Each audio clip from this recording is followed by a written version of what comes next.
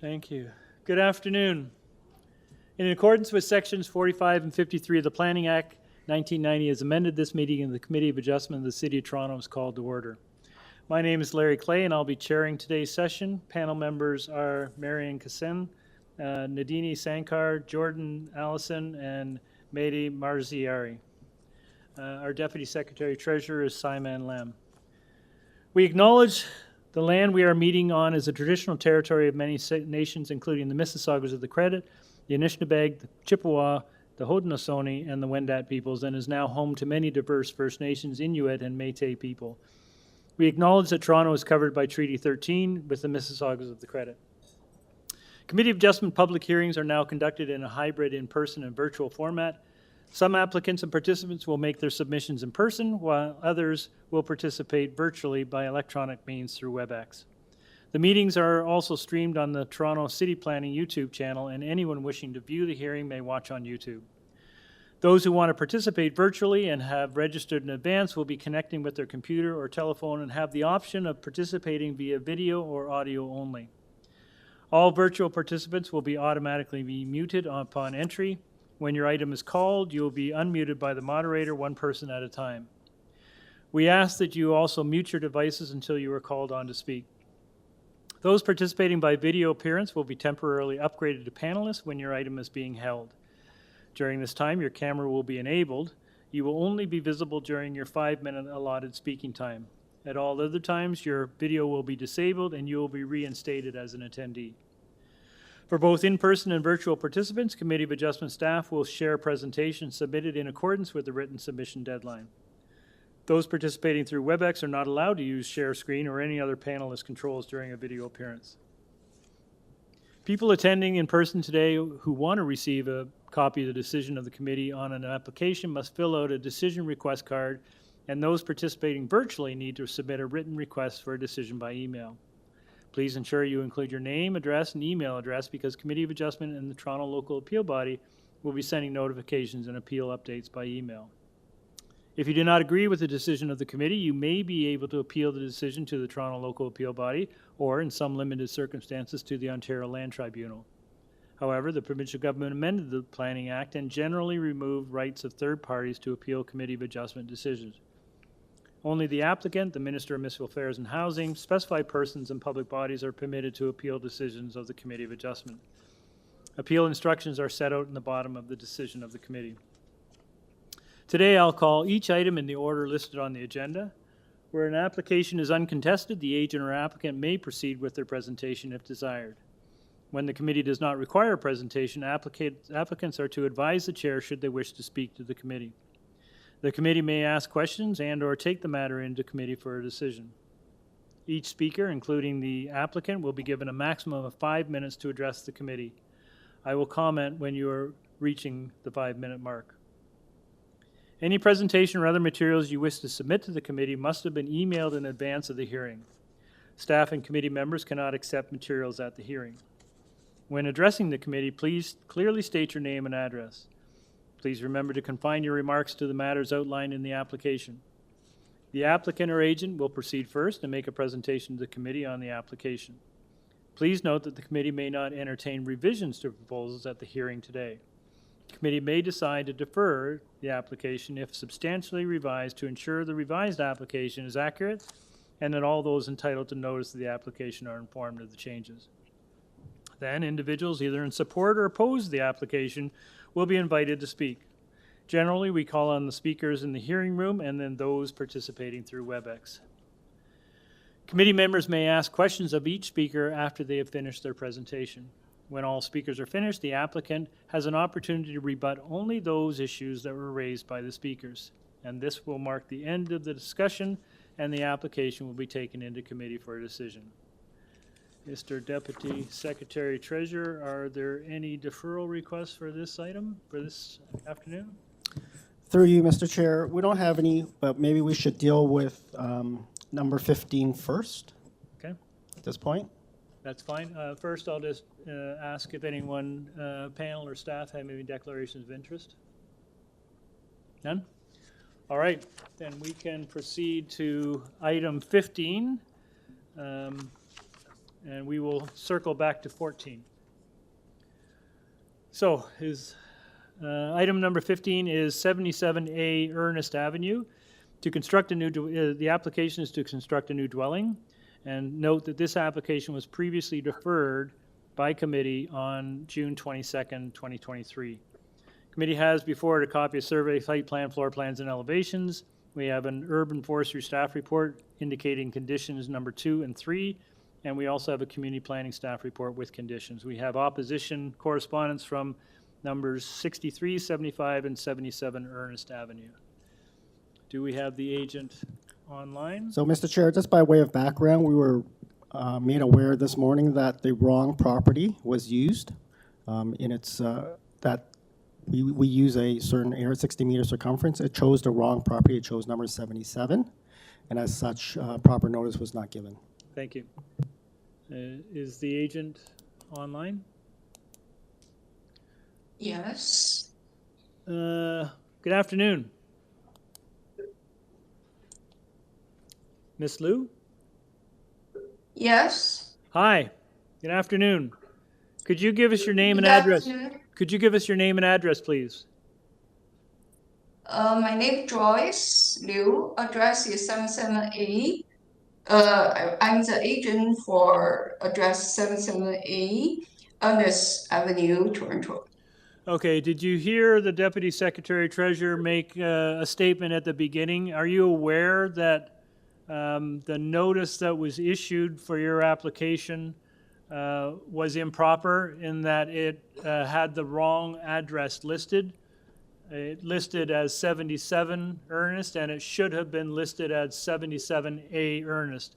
The reason that's important is because it's a property, adjacent property, and those entitled to notice from a, is it a 500-meter radius? 60-meter radius? We're not notified properly. So unfortunately, we are required to defer this application until proper notice can be served. Yeah, I got your phone call from your side, but I got letters show the property address is 77A Ernest Avenue. Well, that's not what went out on, that's apparently not what went out on the public notice. And the public notice was only issued to properties within 60 meters of 77 Ernest. It should have been issued to property owners within 60 meters of 77A Ernest, which means there were a couple of houses that were missed on the circulation. So unfortunately, what that means is in order to fulfill our obligations, we have to issue that notice properly. So unfortunately for you, we have to defer your application until that can be done properly. You mean that you will give us another hearing date? Yes, your notice will be given and you will be scheduled at the earliest opportunity once that's been done. Oh, okay. Okay. I see. Sorry about that. It's unfortunate, but we have to abide by the Planning Act, and that's what the requirements are. Okay. Yeah, okay. I see. I will talk to the property owner. Yeah. Okay? Okay. Thank you. Committee, we're going into committee. I need a motion to defer. Mr. Allison? Thank you, Mr. Chair. Happy to bring a motion to defer the subject application to allow the public notice to be recirculated with the correct address. Great. Motion by Mr. Allison, seconded by Ms. Sankar. All in favor? This application is deferred. Okay. We move back to item number 14.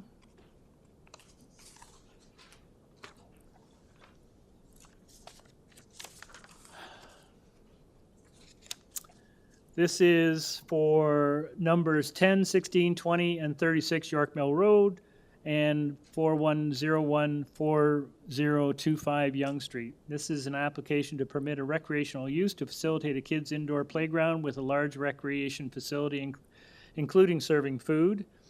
The unit is approximately 466.5 1.65 square meters. Also to introduce a pickleball facility and a below-grade unit in the existing building, and that unit is 1,185.72 meters squared. Committee has before it copy of survey, site plan, floor plans, and elevations, a cover letter from the agent, presentation materials from the agent, photos of the subject property, previous decision on the subject property from July 28, 2005, staff report from community planning with conditions, basically putting a cap on the square meters requested. RNFP staff report has no concerns, and Metrolinx has no concerns. Do we have the agent with us? There, yes. Good afternoon. This is Josh Kohler. Good afternoon. Your address, sir? Do you need the property address or my personal address? Your address, please. Your professional address. Yes, it's 197 Spadina Avenue, Suite 600. That's great. That Thank is you. where I don't need your personal address. I'm fine to give that too, but just wanted to clarify. Thank you. All right, panel. This is simply a change in use. Does anyone need a presentation? Sir, we've read all the information you've submitted. We're familiar with your application. It looks fairly straightforward. Committee doesn't need a presentation today, but is there anything you'd like to share with us before we take it into committee for a decision? Mr. Chair, if I may, there is a speaker that wishes to speak to this application. My apologies. I apologize very much. So we'll just have to, we have a speaker registered. That was my oversight. We'll need a short presentation from you. Okay, sure. I'm happy to give that. I had submitted a PDF. Is it possible to put that up on the screen?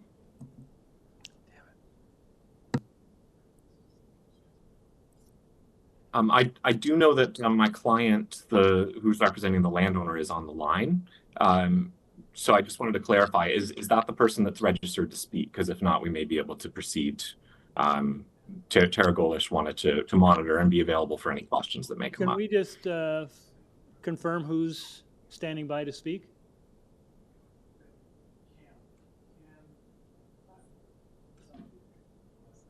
The speaker is Cam Movasagi.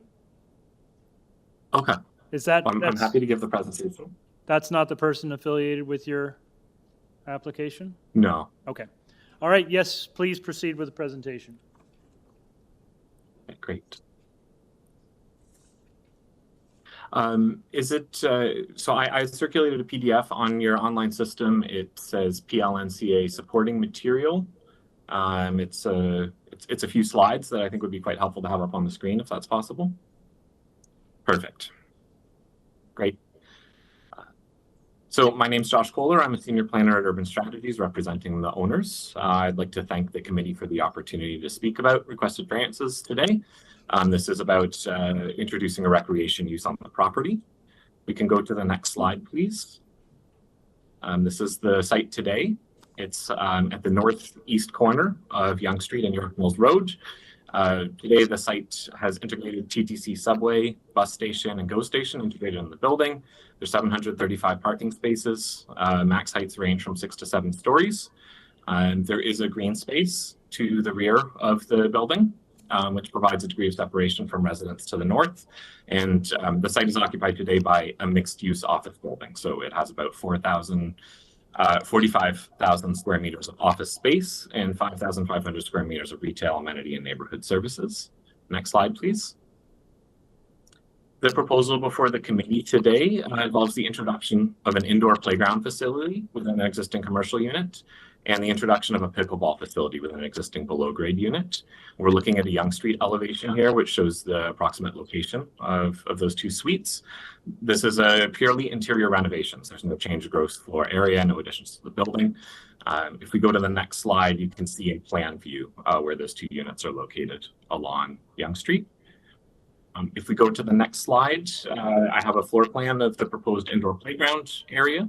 So this involves a play area, food area, birthday party rooms, and washrooms. As the chair noted, it's about 467 square meters. And then on the next slide, we have the pickleball facility. So we're looking at 3 pickleball courts and a check-in area. And this use is about 1,186 square meters. The reason why we're here, the zoning of the site today and variances, if we can go to the next slide. The site today is zoned commercial residential under citywide zoning bylaw 569/2013. There is an exception on the site that identifies prevailing bylaws, former City of North York bylaws. So these older prevailing bylaws permit commercial recreational use, which explicitly lists health and fitness club, but is not consistent with how 569/2013 identifies recreation use, which is a more general definition with some examples. So 569/2013 otherwise does, if we can stay on the previous slide, please. So 569/2013 does permit recreation uses on the site when you're within 6.1 meters of a residential zone that's limited to 400 meters squared. We completed a zoning review for indoor playground.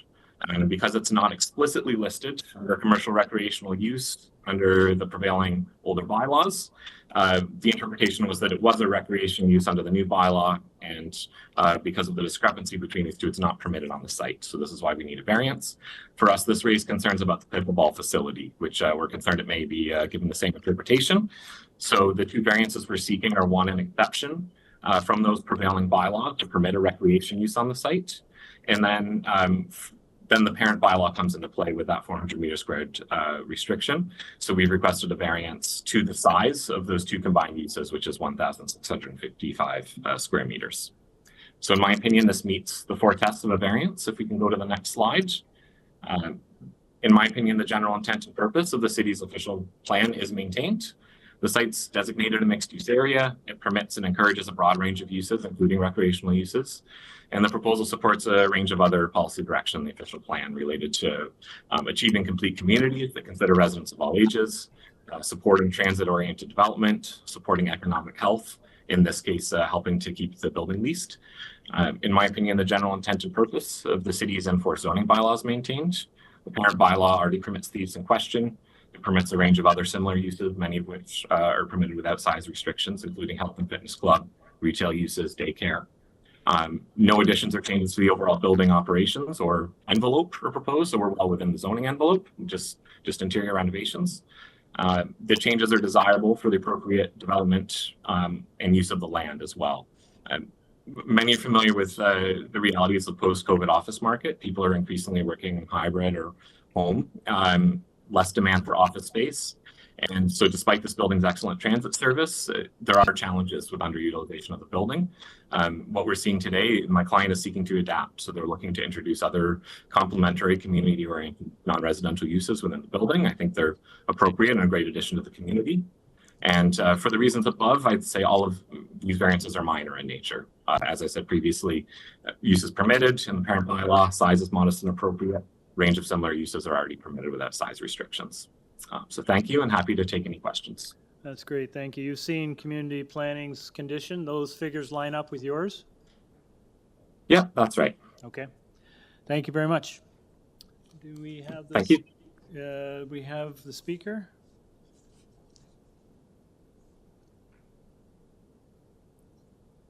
Got him?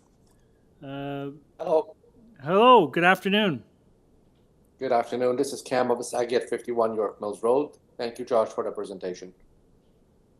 Great. If you have 5 minutes, sir, if you'd like to share with any concerns you have. No, I'm okay. Thank you. You're in support of this application? Now that I get the presentation, yes. Okay, great. Thank you. All right, panel. Do we have any questions of the agent?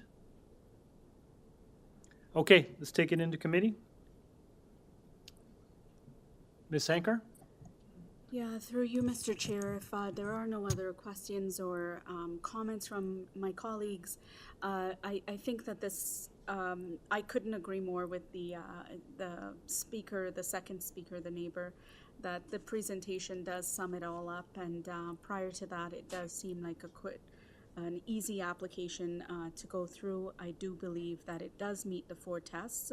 So I am going to, and again, just to reiterate that TRCA and Ravine and natural features have no concerns. Metrolinx just has advisory comments. So I'll put forward a motion to approve this application, and I'm going to make it subject to the staff report of May 16th with one condition, and that is that the maximum interior floor area for the proposed recreational use will be 1655 square meters.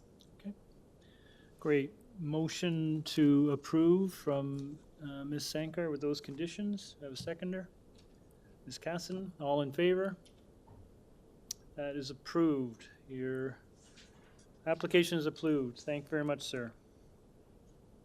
Thank you. Very much appreciate it. We move to item number 16, which is 94 Parkview Ave. This is a proposal to construct a new two-story detached dwelling. This application was previously deferred from the March 21st, 2024 meeting in order to revise the plans. Committee has before it just the copy of the survey, site plan, floor plans, and elevations. We have opposition. We have opposition from a solicitor for 96 Parkview. We have a letter from 96 Parkview, and we have a letter from 93 Norton. So do we have the agent? There. Hello, good afternoon. Hi, this is Danielle Bilodeau from Justin Sherry Design Studio at 17 Point Street in Barrie on behalf of the owners. Great. We have someone registered to speak to this item, so we'll need a 5-minute presentation, please. Okay, sure. Yeah, so this application was deferred from the March 21st hearing in order for us, based on that, there were concerns from a few neighbors and from the arborist report that there were just a lot of concerns about removing some of the trees in the front yard. That was kind of the only concern. Staff was good with the application, but in discussing with the committee, we were totally okay with mirroring the plan. So we did that right away, and that helped minimize and reduce the amount of trees that would have to be removed in the front yard. So we're still requesting the 2 variances, one for the projection of the rear deck and then one for the lot coverage. But yeah, hopefully we address everybody's concerns, and I'm open to any questions. So are you retaining the trees in the front? Yes. You are. Okay. Yeah. Panel, any questions? Nope. Okay, can we have the speaker, please? Mr. Goldstein? Yes, I just maybe point to Oh, clarify. sir, I wonder if you could come up to the podium Sir, I give my address too. and your name and address, please. Yeah, Howard Goldstein, 96 Parkview. Yeah, at the last meeting, I thought that what was being suggested by committee was just flipping the entrance. I just want to make sure that this also involves the curb cut as well, staying where it is. Is that correct? I can't read the plan from here. Well, we'll put that to the agent. Is that your only? Yeah, if the thing, I don't have any opposition to the variances. It was, I thought that the committee had suggested that they just flip flip where the door was going to be, and that the curb cut stays where it is and the driveway stays where it is. And that would save the trees. If that's the case, I have no other concerns. Great. Okay. We will bring the agent back and we'll speak to that item. Hopefully we can confirm that. Ms. Bilodeau. Yeah, so yeah, just based on the design, because there's a garage and, you know, the clients really liked the design that we proposed. So just to make it easier, we just mirrored everything. So yes, now the driveway, it might be slightly different, but it is in the same location as the existing driveway now. Sir, does that satisfy you? That's satisfactory. Thank you, committee, and good luck with your development. All right. Thank you very much. Panel, any further questions? Okay, let's take this into committee. Anyone have comment? Mehdi?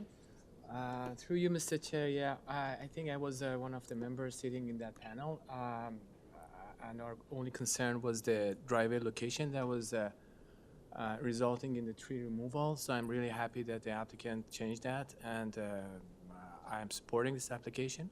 So I can make a motion to approve, and I don't see any condition. Great. Okay. Motion to approve by Mr. Marzari, seconded by Mr. Allison. All in favor? That's unanimous. You have your approval, ma'am. Thank you very much. Okay, thank you for your time. Okay, we move to item number 17. 35 Blue Ridge Road. This is an application to construct a two-story rear addition, deck, and basement walkout. This application was deferred from February 1st, Committee of Adjustment, to allow the applicant to revise the plans. Committee has before it a copy of survey, site plan, floor plans, and elevations, photos of trees on subject property, revised plans received May 21st, 2024, minutes from the February 1st Committee of Adjustment decision, and Community Planning Staff Report with conditions. There is no correspondence on this file. Do we have the agent? Sal Creek, Eglinton Avenue West. Everybody in attendance. Sir, you're sort of breaking up a little bit. Could you just state your name and address again?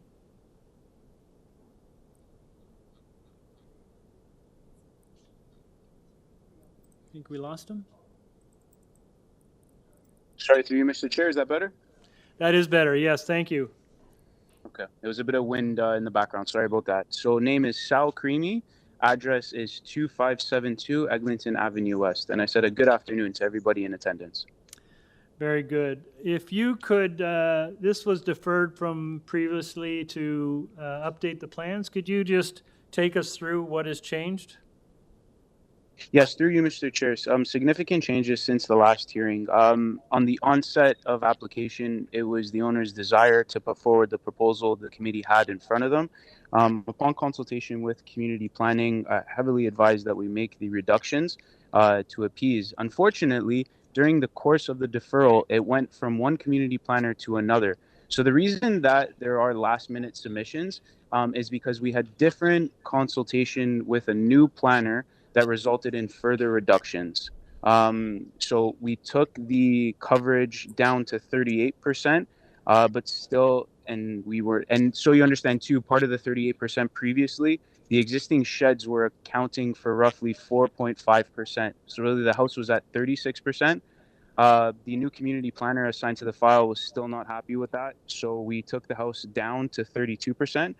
We did that by eliminating the extent that the basement projects out from the rear main wall of the first and second stories above. So basically the terrace had an excavated portion, part of the basement. We revised that now, so it's non-excavated. And we also reduced the length of the deck at the rear by approximately a foot to ensure that that area in combination with the front porch is under 5%, so it's not included in coverage. As such, we were able to get coverage down to 32%, and that actually includes the existing detached sheds in the rear. Okay, so Of the so rooftop the numbers aren't jiving for me. The public notice has 38%. The staff report from community planning says 33, and I thought I heard you say 32. Yeah, so the waiver that should be on file that was submitted on Tuesday of this week, we got coverage down to 32%. Has anyone seen Planning the waiver? in the report. Do we have the waiver on file? Was it submitted? Through you, Mr. Chair, if he wants to make that change, he can make the change on the floor. Yeah, no, I understand that, but he said he submitted a waiver, so. Yeah, waiver with We revised don't, plans we was don't, submitted on we don't Tuesday need to of this week. necessarily Have it? see it. We don't Yeah. necessarily need to see it because All right. it's making the variance better at this point. Fair enough. Sir, I'm going to, But if he's confirming it for the record, we can. I'm going to ask you just to go to the public notice, and if you could indulge us to highlight the changes on the public notice that you're making, that would be helpful.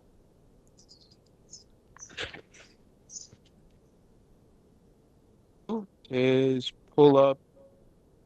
It's on screen now. Yes, so we are going to be revising variance number 5. To read that, the proposed lot coverage is 32% of the lot area. Okay. And variance number 8, is you changing that one as well? No, we're not changing that one, and I'd like to have that one. The planning staff recommendation is to reduce that from 29.6 to 10 square meters. And through you, Mr. Chair, if you can indulge me for 2 minutes, I can provide the reasoning why we feel it's appropriate as is. Okay, please do. So originally, part of the original application, the area of that rooftop terrace was at 44 square meters, and there had a height variance on it as well because the railings projected above the 10-meter required. On the previous revision, we reduced overall height, including railings, to 10 meters and reduced the area of that rooftop terrace from 44 to 29 square meters. When I was having discussions with planning on that rooftop terrace, the only reason they felt it was inappropriate is because there isn't anything of its kind in the area. But looking at the logic of what's before the committee now, there are no visible sight lines from the ground up to that terrace, nor from the terrace down to the ground.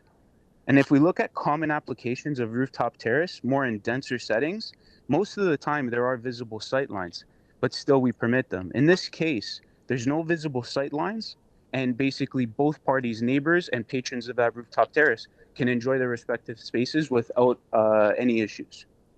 So we feel it's appropriate at the size that's presented. Any smaller doesn't really make it a usable space. And don't see how reducing it by that 19 square meters makes the situation any better. Okay, and the intended use for this is for recreational purposes? No, that's purely going to be for the owner's enjoyment. Let's say to read a book. There isn't any intention of hosting parties up there because there's a very sizable backyard along with a deck at the main floor. That's purely going to be for their own private enjoyment. Okay. So nothing intrusive to neighbors. All right. Panel, any questions? No questions? All right, sir. We don't have anyone registered to speak on this item, so we'll take it into committee. Anyone have any thoughts or comments? Bottom line is he would like to keep the rooftop deck as proposed without the change Just have a recommended comment. by community planning. I agree with the applicant. Just reducing the area, it doesn't change the fact that the terrace is there. And since there's no objection from the neighbors, I don't understand the logic of area reduction for that terrace. So I would be happy to make a motion to approve this with no condition. Anyone else have comments before we? I do. I kind of share in the planning rationale that was put forth by community planning. In terms of tested desirability, I don't think this sort of terrace is really, frankly, I don't think it's desirable. I don't even know, even if we did approve it, how it would get past building code because there's no access to it other than a ladder. So I might have been inclined if, they had worked a little bit more, taken the advice of community planning staff, but I kind of have to side with planning staff with respect to variance number 8 on this one.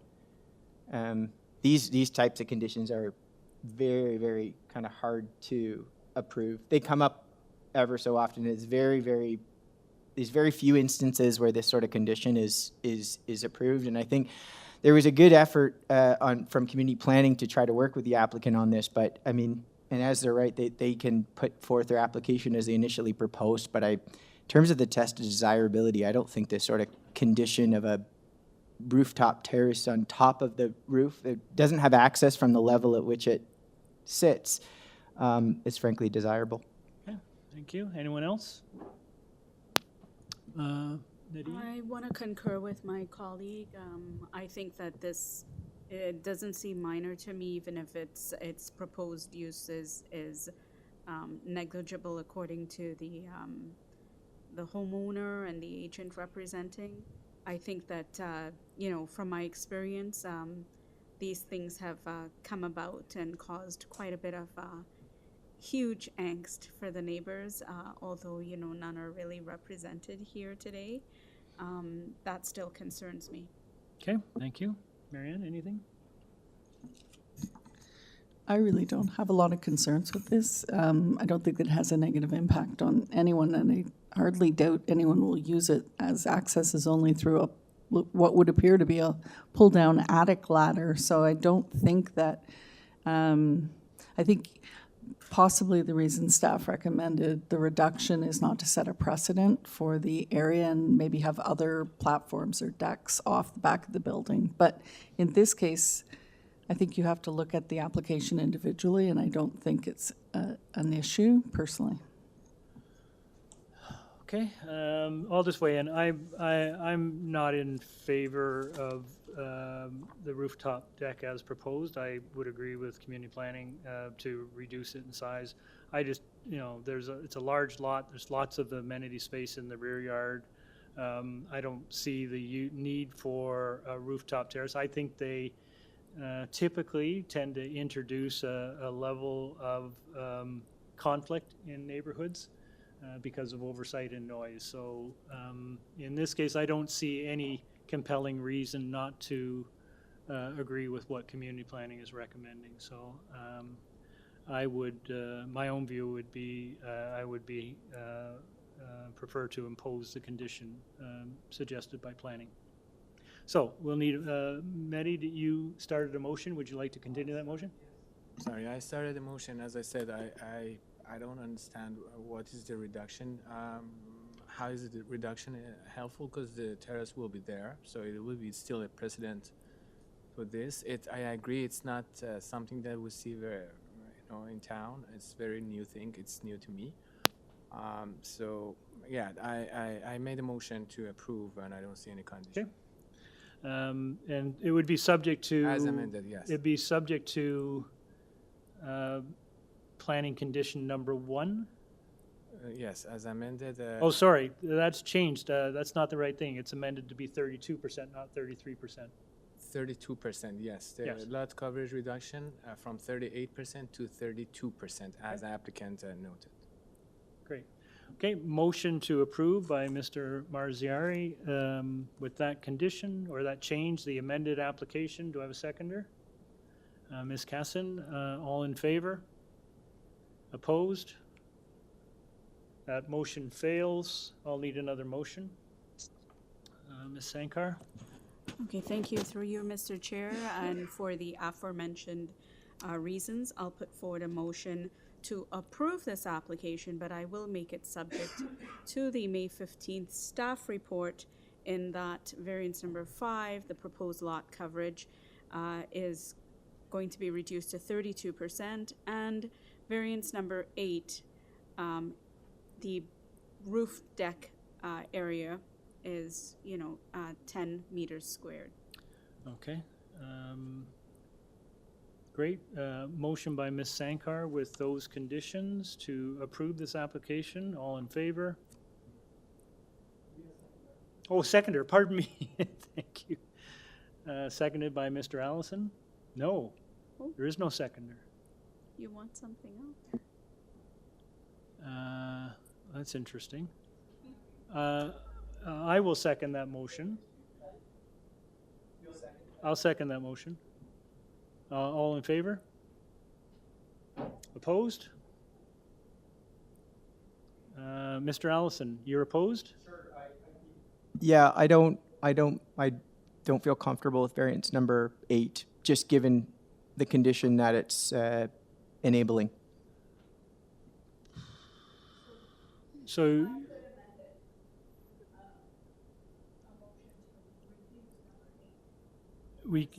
yes, we can, I'm open to another motion. If that's the case, I'm happy to second that motion. So I'll amend my original motion, and I will put forward a motion to approve this application. Variance number 5, the lot coverage will be 32%, and I will refuse variance number 8. Okay. I will second that motion. Motion by Ms. Sankar to approve this application, amended application, but refuse variance number 8, seconded by Mr. Allison. All in favor? Opposed? That motion carries. Thank you very much.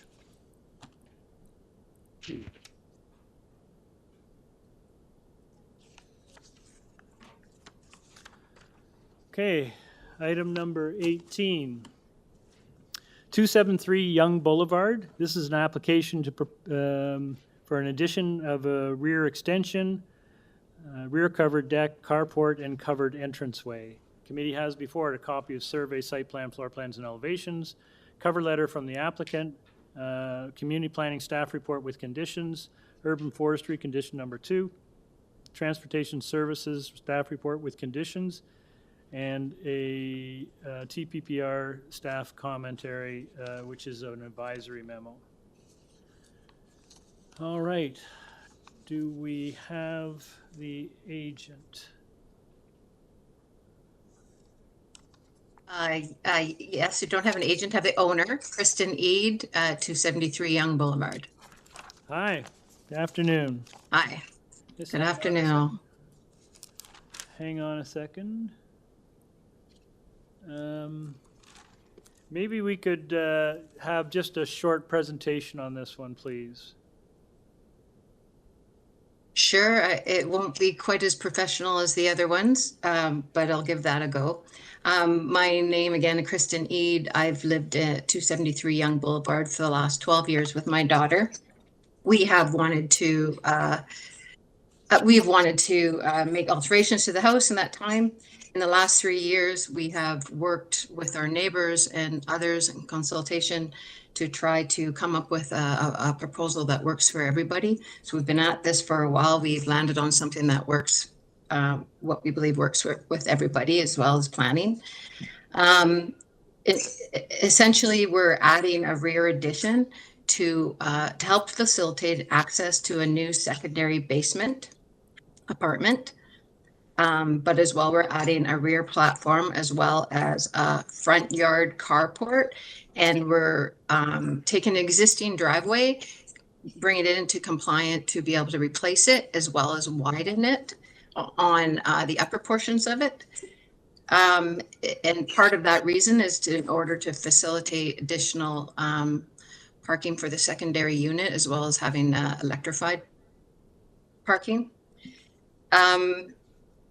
We have consulted with neighbors. We've had our buy-in from the neighbors.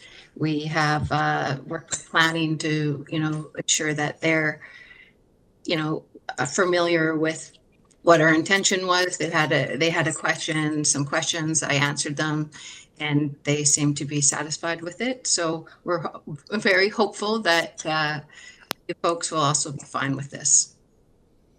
Thank you very much. That was quite good. You don't have to worry about being professional. It was quite well done. Thank you. You've seen the reports from planning and transportation? Yes. And you're fine with those? From planning and transportation, yes. Okay, great. Panel, any questions? No questions? Okay, thank you, ma'am. Welcome. We go into committee. Panel, any comments?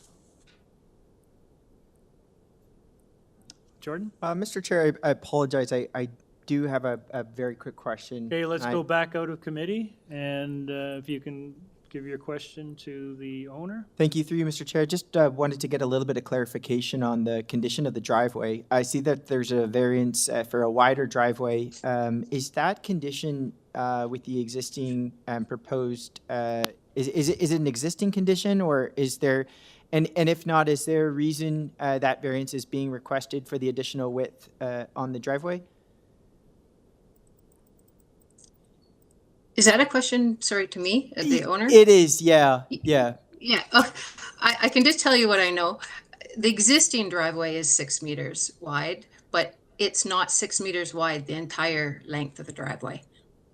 And so my understanding of what transportation is asking is to have it, they have no problem with the 6 meters wide because that's existing and part of their records, but they want it 6 meters wide all the way up to the house, which works for me. Is it a requirement to widen the driveway through and through to 6 meters? Is there a possibility to reduce it so it's consistent? You know what I mean? So instead of widening the part that's pinched, could it be? So the existing driveway is 6 meters. I'm adding a secondary unit to this plan. And so, you know, certainly wouldn't want to go smaller than what's existing. And so that's really what, you know, frankly, I'm just trying to, you know, I wanted to replace it, but you know, wanted to make sure it's in compliance to replace it. From what I understand from the transportation, it was already in compliance, but it was on my variance zoning examiner's report. So. Okay, very good. And you did note that you are looking to add a secondary suite to the property. Sorry. Yes. You did. Okay. My dog is violently trying to get out of where I put him, so he won't interrupt us. But I'm sorry if you hear some background noise. Yes, I'm adding a secondary unit, a basement unit, legal basement unit first, and having a side entrance to accommodate that. Okay, very good. Thank you. Okay. Thanks. Thank you. Anyone else? All right, let's go back into committee. Anyone want to move a motion? Ms. Sankar? Yeah, through you, Mr. Chair, I think to me this application feels pretty okay in terms of my review and the responses provided by the homeowner here today. So I will put forward a motion to approve this application, as I do believe it meets the 4 tests, and I will make it subject to number 1 would be forestry, and number 2, the May 15th staff report, in that the property be developed in accordance with the rear east side, left side north, and right side south yards as shown in the submitted plan to the committee. I note that there was 1 letter of objection. However, that was overruled by what was already described within the application. And I do know that transportation, et cetera, is okay with this application. So that's my motion. Thank you. You said transportation conditions, right? Yep. And forestry condition number 2? Perfect. All right, motion by Ms. Sankar with those conditions attached. Do I have a seconder? Ms. Casson, all in favor? You have your approval, ma'am. Thank you. All right, thanks very much, everyone. Have a good day. Item number 19, 59 Verwood Avenue. This is an application to construct a new 2-story detached dwelling. Committee has before a copy of survey, site plan, floor plans, and elevations, tree protection plan, an arborist report from Sonera Urban Forestry Services, and a community planning staff report with some conditions. Do we have the agent online? Yes, hi, committee members, I'm here. Hello? Hi, can you hear me? Yes, please. If you can give us your name and address, please. Hi, good afternoon. My name is Jamie Shabetsky, 521 Atlas Avenue. Okay. There is only a couple of variances on this one. Maybe just a very short presentation, please. Sure. Yes, you're correct. We're only requesting 2 minor variances for side yard setback and lot coverage. This proposal at 59 Verwood is near identical to what was previously approved at this committee back in November, next door at 57 Verwood. That was intentionally designed to be near identical. The only difference being that the proposed side yard setbacks of this one are slightly wider. In terms of side yard setback, one side conforms, it actually exceeds the minimum. And on the side that we're requesting the variance is only for a small portion at the front of the property where the garage is, after which it widens to the minimum requirement. So the variance is only for a short, like about 20 feet of the house. And for coverage, like I said, it's identical. The 38.9% variance is exactly what was approved next door. And that was sort of intentional. We didn't want to go any more aggressive. And we also felt that it was still well below some of comparable nearby approvals that exceeded 40%. And I think the coverage is largely due to the site-specific conditions here of a shorter lot depth at 102 feet. So the same massing and footprint that you see all over this neighborhood with the new builds, it's the exact same. It's just a slightly shorter lot, so the coverage is slightly higher. And because we're not looking for any accompanying depth, length, or rear yard setback variances, or any variances related to landscaping, we don't anticipate any on-site stormwater retention problems. And I think most importantly, planning staff have expressed their support for their staff report, which states that they feel the proposal is consistent with the existing pattern of development in the neighborhood. It maintains the intent of the official plan and zoning bylaw and is minor and considered appropriate development for the site. So that was in quotations from their staff report. So please let me know if you have any questions. Okay, thank you very much. Panel, any questions? No questions. Okay, well, let's take this into committee. Anyone have any thoughts or comments or a motion? Jordan? Thank you, Mr. Chair. I think this is a relatively straightforward application. Unless there's comments from any of my colleagues, I'm ready to move forth the motion to approve the subject application and tie it to the community planning, the conditions noted in the community planning staff report. Believe that's it. Don't have any other That's right. conditions from staff. Great. Motion by Mr. Allison to approve, subject to community planning conditions, seconded by Mr. Marziari. All in favor? That application is approved. Thank you very much. Thank you. We move on to item number 20, 6080 Young Street and 11 Homewood Avenue. This is an application to modify site-specific bylaw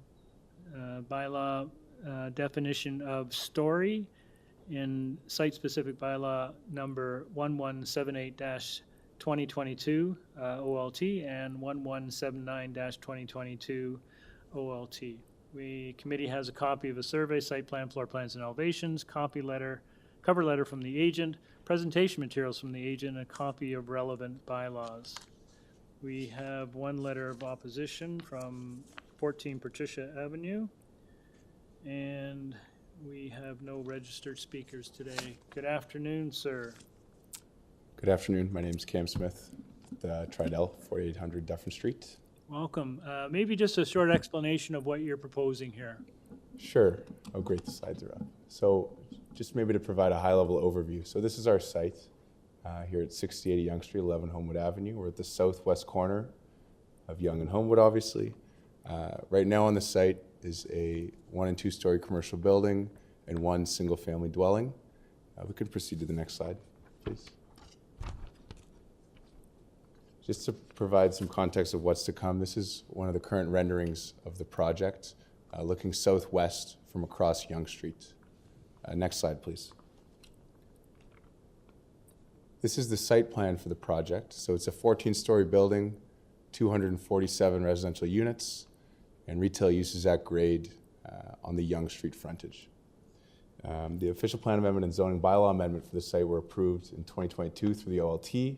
We're currently working through the site plan process with the city. Our last submission was made in March of this year. Next slide, please. So this is the ground floor plan. What I've highlighted are the 6 ground floor units, all of which front Homewood Avenue. Each of these 6 ground floor units have mezzanine levels that are accessed from within each unit. These units range in size from about 100 to 140 square meters, which includes both the ground floor and mezzanine level area. The purpose of this technical variance today is to modify the definition of story to provide larger mezzanine levels within these ground floor units. The reason we require this technical variance is because the mezzanine levels of these 6 ground floor units are larger in terms of GFA than permitted in the OBC to be considered a mezzanine level. Just to be perfectly clear, the height and the built form of this project will not change as a result of approval of this variance. Next slide, please. So this is the mezzanine level plan. So again, the mezzanine level of these first 4 units, which we've just looked at. Essentially, approval of this variance allows us to build 2 and 3 bedroom units in these ground-related units that front HOMEWOOD. The requested variance in terms of both the wording and approach we've discussed with planning staff, as well as with a zoning reviewer through a zoning applicable law certificate.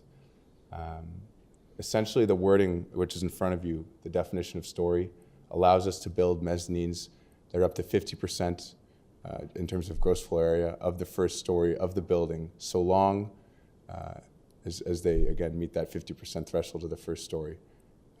This definition has been used on other sites in the city, even in North York, for example, at 5300 Yonge Street.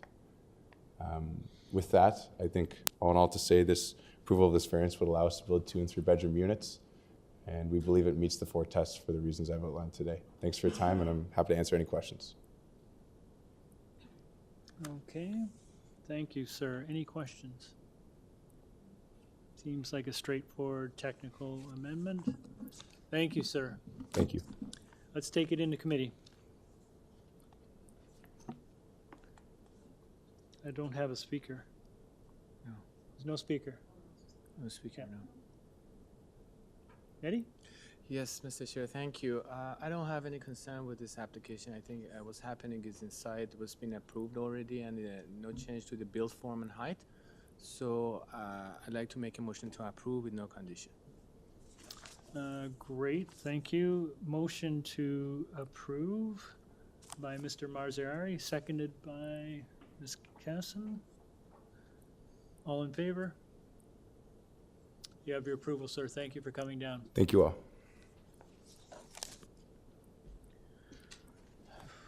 All right. Item number 21. 144 Park Home Avenue. This is a proposal to construct a new 3-story detached dwelling. Committee has before it a copy of survey, site plan, floor plans, and elevations. Revised plans received May the 10th, 2024. Community planning staff report with conditions and proposals to modify variances number 2 and 6. We have 1 letter in opposition from 141 Park Home Ave. Do we have the agent?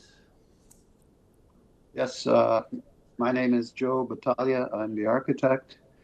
My address is 1050 McNichol Avenue, Unit 14, Scarborough, Ontario. Good afternoon, sir. We'll need a presentation, please. There's someone waiting to speak to this item. Oh, no, that's the owner. Hold on, is the owner registered to speak?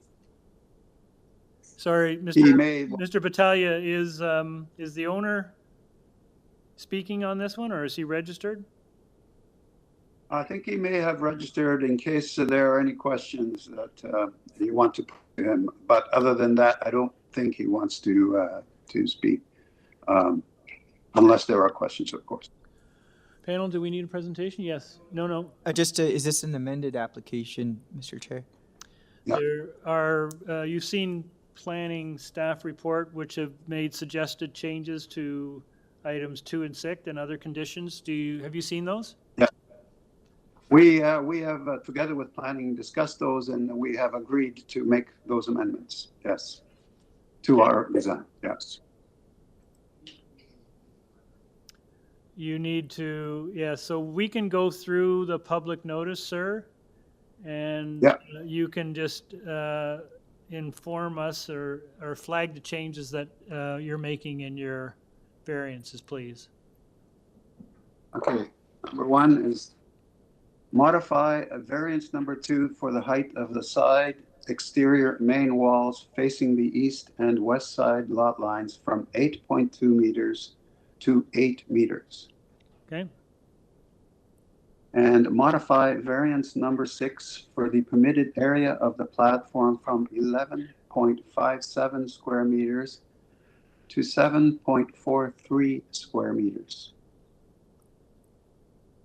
Okay, and the rest stays the same? Yes. Great, thank you, sir. All right. Panel, any questions? Okay, sir, we don't have any questions. We're going to take this into committee. Does anyone want to share comments or thoughts, observations, motion? Nadini? Yeah, sure.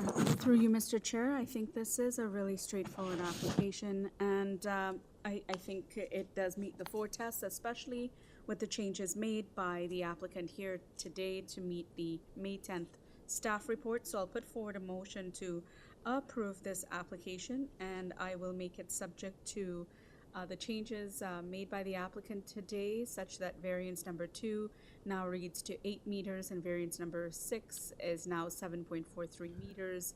And the following condition that the proposal be developed in accordance with the site plan submitted to the Committee of Adjustment on May 8th, 2024. Thank you. Nadini, a friendly amendment. I do notice on the side elevation, the rear deck is quite significantly above grade. I wonder if you'd be open to having privacy screening on both sides? Yes, absolutely, Mr. Chair. Okay. That's acceptable. Okay. 1.5 meters, standard. On each side. On each side, yeah. All right. Okay. I question whether or not just wonder if it's required on both sides, just given that the deck is situated, if I'm not mistaken, is just situated on the one side. There seems to be a considerable setback from the other neighbor. I don't know whether we would require. No, that's a great suggestion. Nadini, are you okay with that? I think that perhaps just on the west. Jordan makes a good point.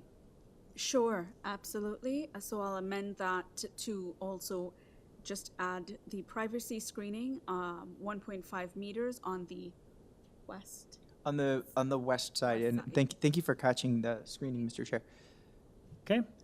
Motion by Ms. Sankar to approve this amended application with those conditions. Seconder. Mr. Allison, all in favor? You have your approval with those conditions, sir. Thank you.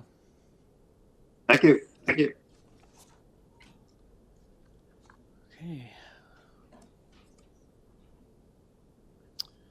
Item number 22, 8 Ridge Hill Drive. This is an application to construct a 4-story, 10-unit residential building.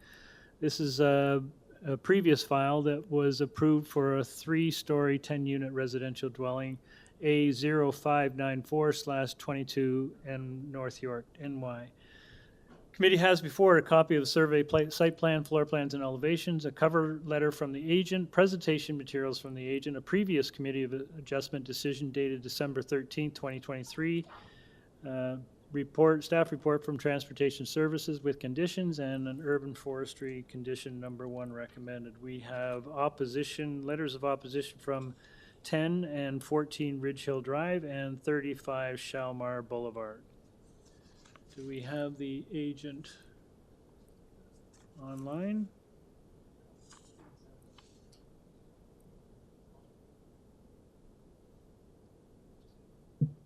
Mr. Chair, at this point, we don't have the agent, but I'll try to contact them if we wanted to skip to the next item. Sure. Okay, we will come back to item number 22 shortly when we reach the agent. We will move on to item number 23, 143 Brooke Ave. This is an application to construct a new 2-story detached dwelling. Committee has before it a copy of survey, site plan, floor plans, and elevations, arborist report from Redbud Forestry, and a urban forestry staff report recommending condition number 3. Okay, do we have the agent for 143? Hi. Hello. Yeah, good afternoon. This Good is Ali. afternoon. Yeah, good afternoon. This is Ali Reza Saeed from AD Engineering. I'm a representative of the owner of 143 Brooke Avenue. My address is 6021 Yonge Street, Suite 1007. Okay. Maybe a short presentation for this one, please. Yeah, I believe this is very minor variances for the houses with the 25-foot lot. So we get one side. I'm going based off each item separately. The number one is the both side main wall face. We want to increase it from 7.5 meters to 8.52 meters. And number two is the length of the building that we're going to increase by 1 meters from 17 meters to 18 meters. The lot coverage will be increased only 1.7% from 35% to 36.7%. The lot is very small, so we need that increase to make maintenance for the bedrooms and the living space that we require. From side setback, we only have at the east side, we're going from 1.2 meters to 0.60. In the west side, we are not changing anything, so we keep it as zoning by law. Item number 5 is already not required based off the new code, but it was in the waiver, so we keep it there. And based off the zoning examiner notice, we not require this one, but it's already there. So that's for the midpoint height, that is 8.8 meters by the zoning, but we increasing the inside of attic to 9.16 meters of the height. That's I think this is all items is very minor for this kind of lot, and is not changing the character of the neighborhood. Okay, thank you very much. I notice your neighbors have reverse slope driveways. You're not proposing a reverse slope driveway? You're Not at all. okay. Not at Good. Panel, any questions? Jordan? I wonder if the applicant would be okay with the use of privacy screening, just given the height of the platform at the rear and some of the overlook issues to the adjacent properties. Adjacent properties in the west side or east side? Well, I'll put it out there for both, and I'm just curious to see what you have to say for each. Is. Sure. I mean, the conditions on each side. I mean, yeah, there's a little more setback on one side than the other, but generally speaking, one could make the case for privacy screening on both sides. But I'm curious to see what you have to say about it. Definitely, there is no problem. Usually, because of the lot is small, we're using the glass railing at the back. We can change side of the glass railing to the frosted glassing. Yeah, definitely. Okay. I also have a quick question Yes, Benny. from the applicant. What is the required height based on the harmonized zoning, or is it being also reviewed under that, or it's just under the old zoning? That's only for the old one. We get the zoning certificate, zoning examiner notice. They didn't mention anything about that item number 5, but because it was inside of the our waiver is already there. But is there any requirement with the harmonized zoning about the height for this property? No. Okay. This is inside of the house. Is only inside the attic going up. The main height is 10 meters. Is not changed. Okay. Okay. Yep. Any further questions? Thank you, sir. Thank you very much. We don't have any speakers on this item. So we go into committee. Thoughts, observations? Anyone? Nadini? Sure. If there are no comments or questions, I'm ready for a motion. I think this is a pretty simple application, and in my view, it meets the 4 tests. And as such, I'll put forward a motion to approve this application, subject to forestry condition number 3, and that's my motion. I think Mr. Allison wanted some screening. Is it both sides or?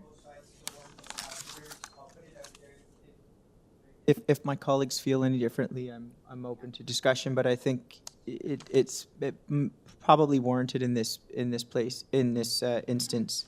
Yes, I agree with you, Mr. Allison, and so I will put forward that motion amended to also include privacy screening of 1.5 meters on both the east and west side of. Okay. Motion by Ms. Sankar to approve with those conditions. And I'll second that. Seconded by Mr. Allison. All in favor? That is approved unanimously. Thank you very much. Thank you very much for your question. Thanks. We Bye. return to item number 22. Is the agent online?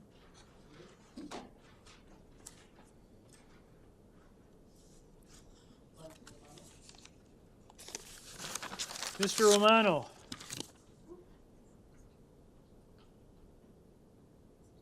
No. Oh, or I see, There see you your are. lips moving, but I can't hear your There. voice. Oh, there you go. There you are. Can you give us your name and address, please, sir? Yes, Franco Romano, Action Planning, 321 Lakeshore. Thanks for staff for finding me. I was here looking at the screen and I couldn't believe that I was not in attendance.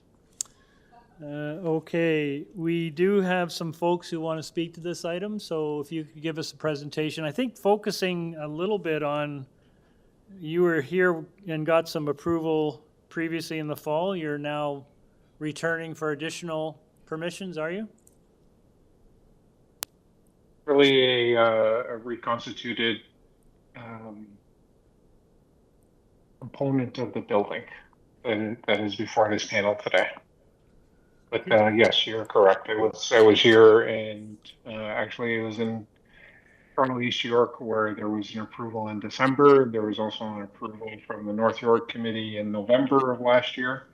So the property does have some history. Okay, if you could take us through your application, please. Thank you, staff, for bringing up this slide number 1. So the site, and we'll see in subsequent slides, the site's located on the north side of Ridge Hill Road, west of Bathurst Street. At Bathurst Street, there's 2100 Bathurst Street shown on this map. It's a 5-story apartment building, and you'll see that it extends from Ridge Hill up to Shalmar. Number 8, Ridge Hill is an existing multiplex. Number 31, Shalmar to the rear, is also an apartment building. They're all 3 of those buildings are in an R zone, so they have a residential zoning, and they abut the balance of Ridge Hill and Shalmar, which are shown as 10, 12, 14, 35, and 37, etc. Those are all detached residential properties, so they're all detached residential zoning. You'll see the site is located in a bit of a zigzag shape or an S shape if you look at it from a different angle.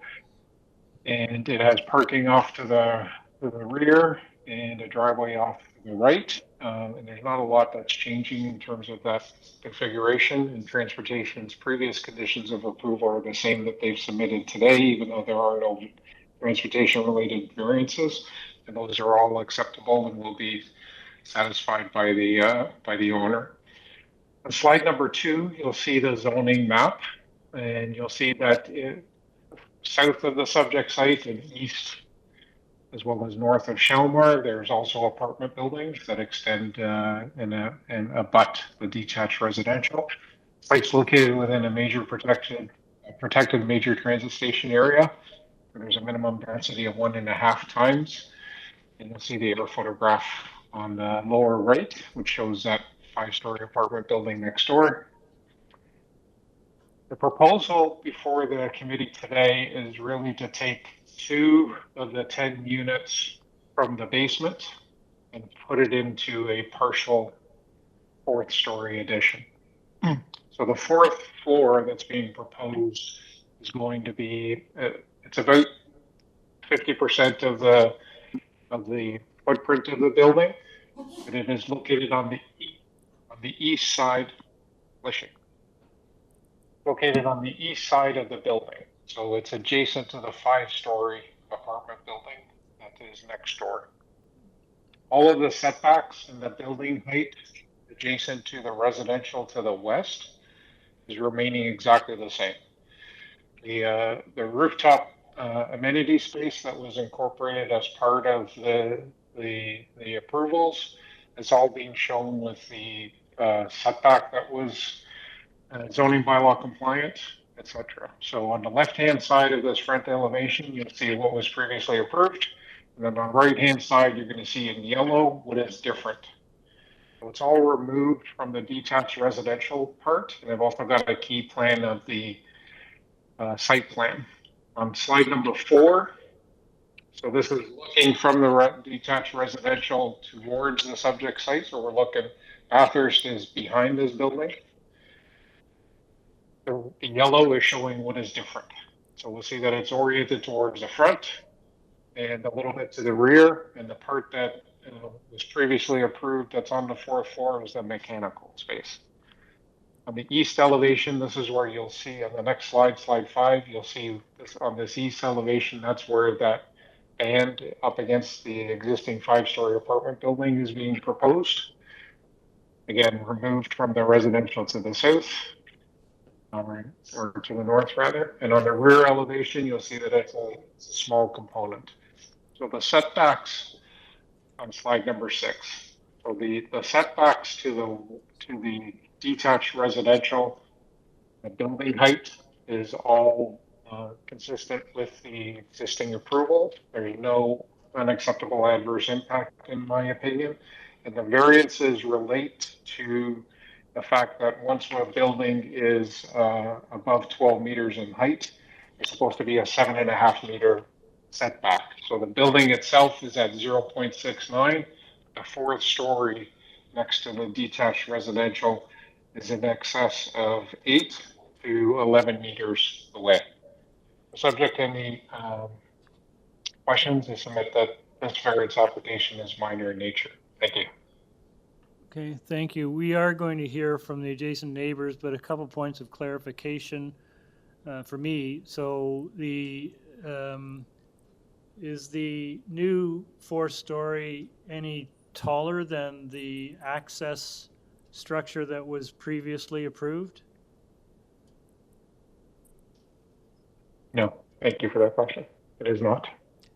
So is there any additional shadowing impact to the residential properties to, I think, the west?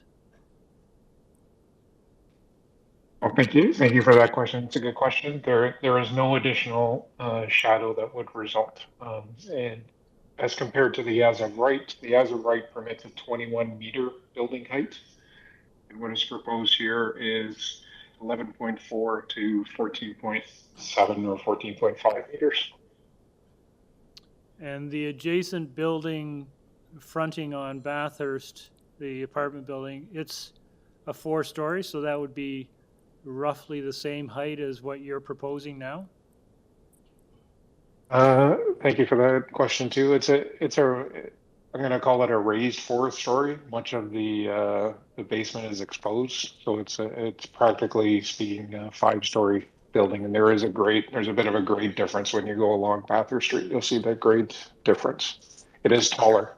It's taller than what is being proposed. Okay. Panel, any questions before we hear from the other speaker? Okay, thank you. If we could have the first speaker, please. Oh, you're in person. Hi. Hi. If you have your name and address, please. Sure, I'll start with that. Dear Chairman and members of Committee of Adjustment, my name is Carmeet Finer. My husband and I are residents and homeowners of 10 Ridge Hill Drive, which is a single-family dwelling located on a small residential street on the west side of 8 Ridge Hill Drive. Am I permitted to ask clarifications regarding the plans, please? You can, as part of your presentation, you can raise questions that the agent... So I can't, okay. No, you can, but the agent will respond when it's his turn to rebut your, or respond to your concerns. Okay.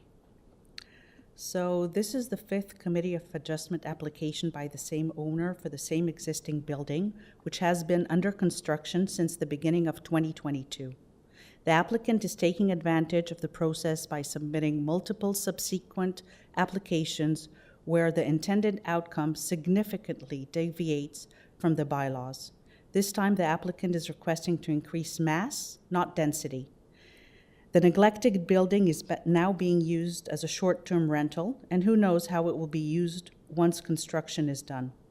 Are we to be subjected to having more COAs on this development by the same applicant every few months?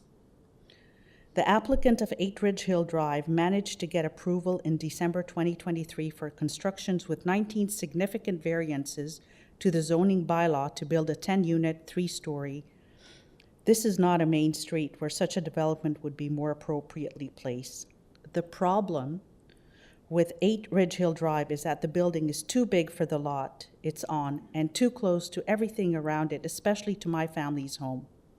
Please see figures from page 7 to the end.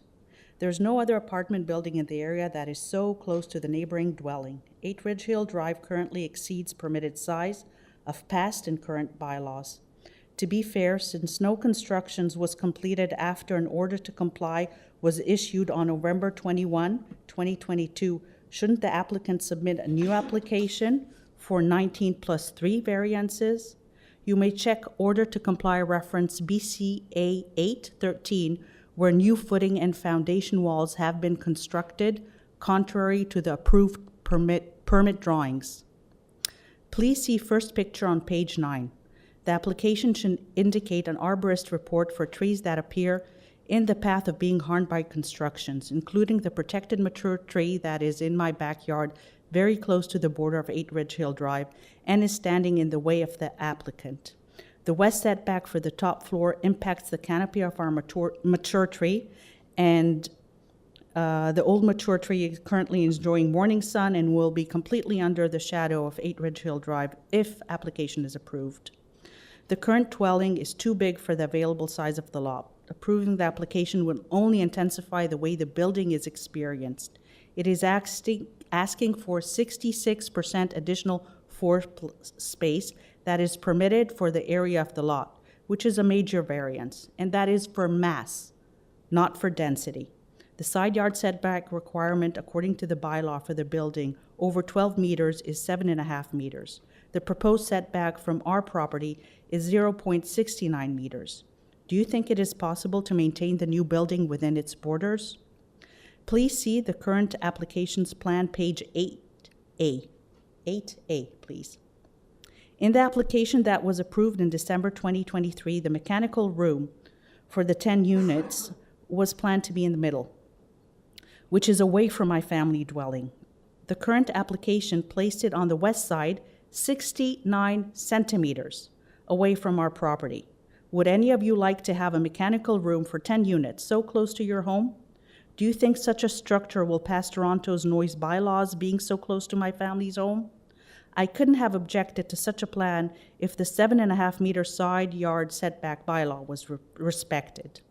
There is a Superior Court of Justice settlement, court file number CV09381831, dated March 28, 2010, that was signed with previous owner of 8 Ridge Hill Drive committing not to place noise-emitting machinery on the border of their property. Objectively, when looking at the proposal, we are at the opinion that this is an overdevelopment of the lot. The FSI is meant to regulate development on a single lot. The plans outline a 4-floor building, but the actual building proposed is a 5-floor building. When we examine the listed criteria of the minor variances allowed, that we see that the variance requested is major, not minor. The proposal is not desirable for the appropriate development, according to the objections of neighbors from past and current COA. The general intent and purpose of the city zoning code and bylaw are not maintained. 8 Ridge Hill Drive is too big for the lot, as suggested by abundance of 19 plus 3 collective variances, which are major both in their numerical value and quantitative effect. The prospective plan stands out with its oversized character and design for the area, which does not respect maintaining the general intent and purpose of the official plan. Based on the concerns I have expressed, this proposal does not meet the criteria of the minor variance application must meet. Therefore, I humbly request that this application be refused. This committee is asked to approve adding mass and not density, and for the applicant to make additional profit for their business over neighbors' privacy and quality of life. I also have a concern with roof terrace. That was one of my questions. It is so close to me. It's just, you know, overlooking my property. Do we really have to have that terrace there? Thank you for your time. Thank Any you very questions much, for ma'am. me? Thank you very much for coming down. Panel, any questions of the speaker? So I asked. Thank you so much. Thank you.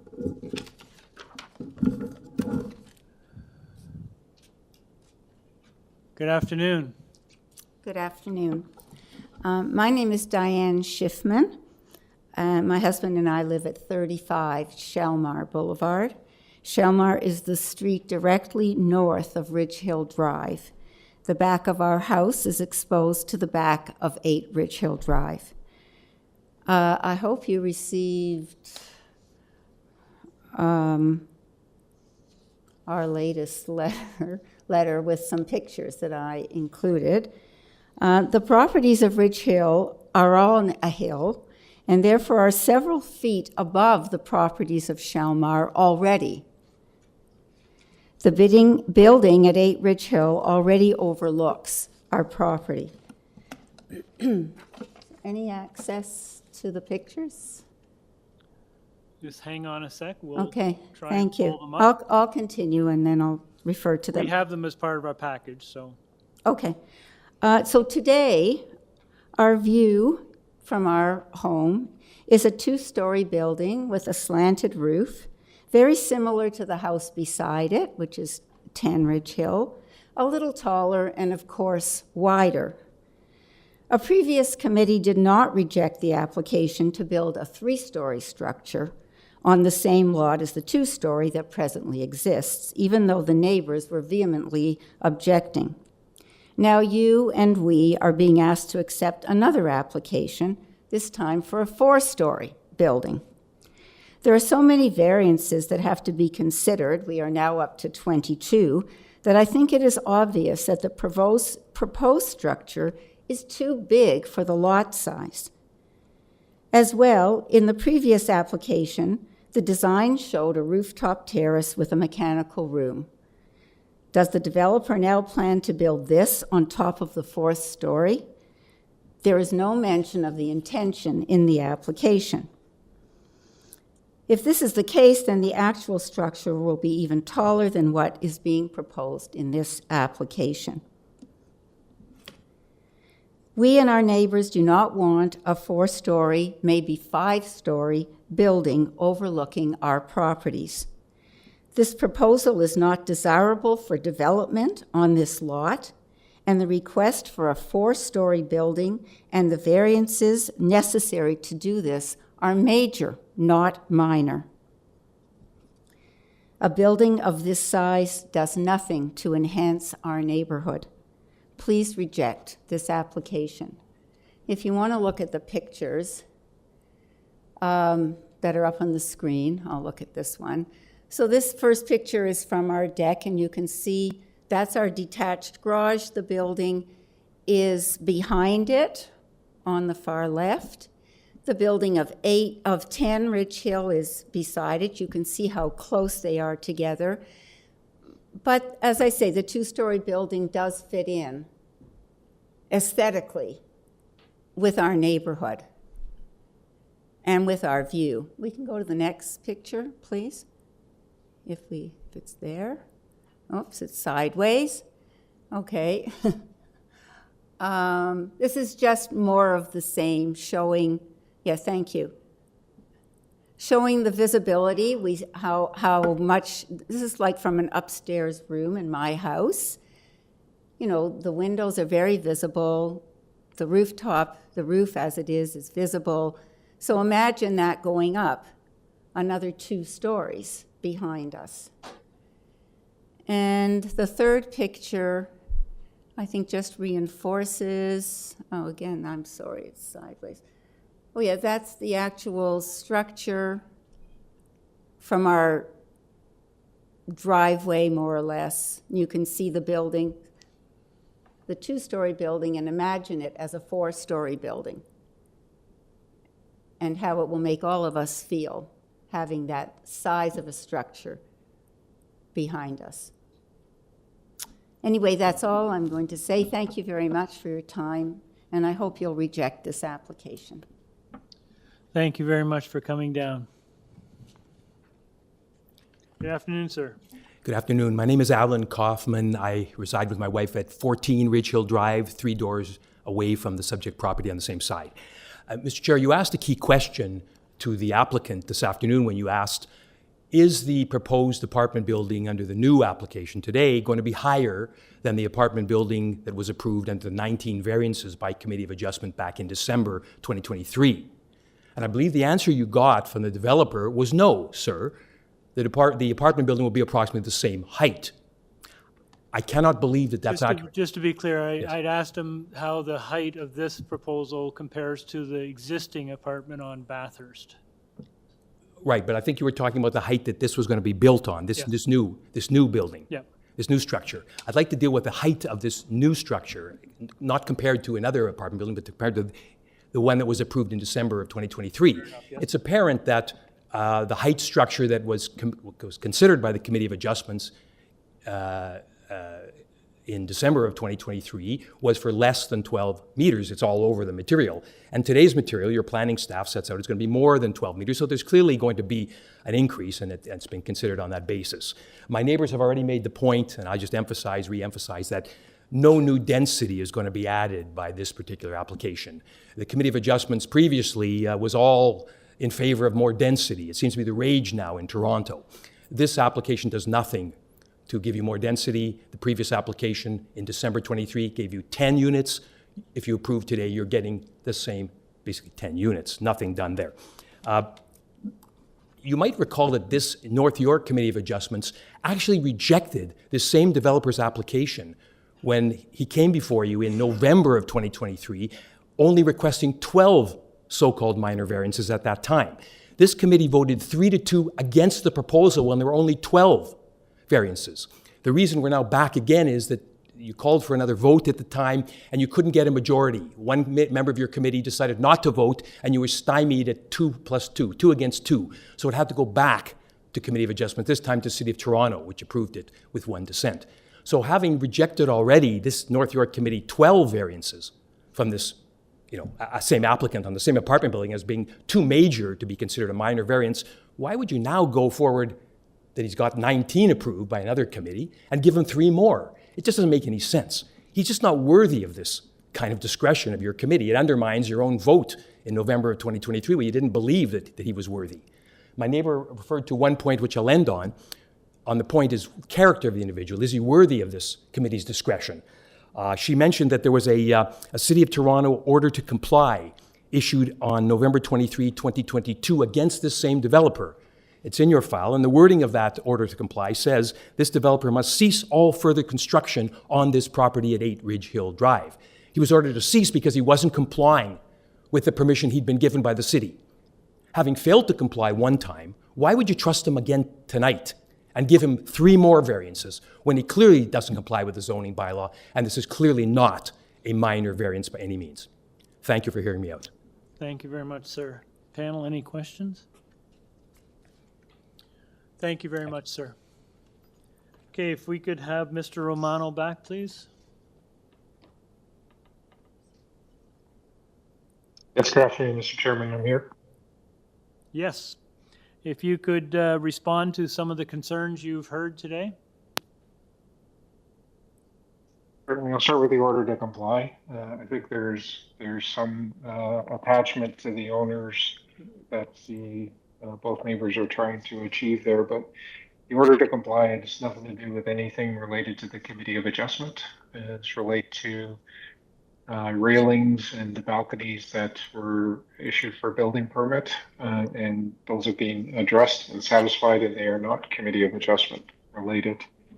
In terms of the November 2023 approval that the North York Committee of Adjustment granted, it was an approval. It was not a refusal like the last speaker indicated. The approval was rescinded by the Secretary Treasurer. It was rescinded improperly and incorrectly in our review, but it was rescinded, and that forced us to go back to the Committee of Adjustment in December. And on that point, the only time that the applicant was responsible for a deferral was the first time in November of 2022, and I would submit that that wasn't even the applicant's fault at that time. It wasn't involved at the time, but the zoning notice was incorrect at that time. So this is not a case of this owner proceeding to the Committee of Adjustment voluntarily 5 times. They submitted the first time, November 2022, had to be deferred because the zoning notice was incorrect. In September of 2023, I was involved with that hearing. Ms. Carmeet Finer asked for and obtained a deferral from the Committee of Adjustment at that time. So the neighbor asked for and obtained a deferral, wasn't the applicant. In November of 2023, the North York Committee of Adjustment approved. That was rescinded. We were forced to go back in December of 2023 to the Committee of Adjustment and received approval. So this is not a case of the applicant voluntarily submitting 5 applications to the Committee of Adjustment. It's not a matter of the applicant taking advantage of the process. The density that's being proposed at 1.6 times is more than the minimum 1.5 for the major transit station area that the subject site is located in. So it's not an overdevelopment. There is a minimum that's required here, and the proposal meets that minimum. So the site is certainly of sufficient size to accommodate the proposal. The west side yard setback for the top floor, the 4th floor, is 8.2 meters to 11 meters, which is more than the 7.5 meters that's required for a building that is in excess of 12 meters. The overall building height is zoning bylaw compliant. It's less than the 21 meters that's permitted. The mechanical space is in the same place that it was previously and will continue to be. The rooftop terrace, prior to returning in November of 2023, in my discussions with Ms. Finer, we voluntarily removed the rooftop terrace setback variance. So the rooftop terrace is actually smaller in size based on the proposal that's in front of this panel today. It has a zoning bylaw compliant setback, and it will have a 1.5 meter privacy screen on top of it. So it's, and in terms of Ms. Schiffman and 35 Shalmar, I think her photographs illustrated that the 4th story addition that's being proposed is significantly removed from that property and will not be visible. Not only does part of the existing building footprint or in height block the view, but there's also significant vegetation that's being protected there. So I would submit that, again, what is being proposed here is consistent with the city practice. It will result in improvement of 2 of the residential units that would otherwise be in the basement. And I would submit that the 3 variances are minor in nature. Thank you, Mr. Chairman and members of the panel. Thank you. Panel members, any questions of the agent? Jordan? Thank you, Mr. Chair. I'd like some further clarification with respect to the rooftop terrace. There were some concerns that were brought up by the neighbor at number 10 and number 35. I'd just like to get a little bit of clarification from the applicant about which parts of this terrace are occupied or accessible to the occupants, and if so, what is the intended use of the spaces that are drawn up there? Yes, thank you for that question. So there is a common area that's accessed from the stairwell that provides the rooftop access, and that common area is about 13 square meters. And from that 13 square meters, there are 2 private areas, one of 19.3 square meters and another of 14.6 square meters that could be accessed. So the idea there is that, for example, any one of the tenants within the building, they do not have a otherwise open area, outdoor open area that perhaps they want to have. They want to sit on a patio, but they don't have a patio. So they would go up to the rooftop space and be able to use one of those two terraces, as they're called on the plan, or the common area. Okay, and the area that is labeled mechanical area, is that accessible to the occupants?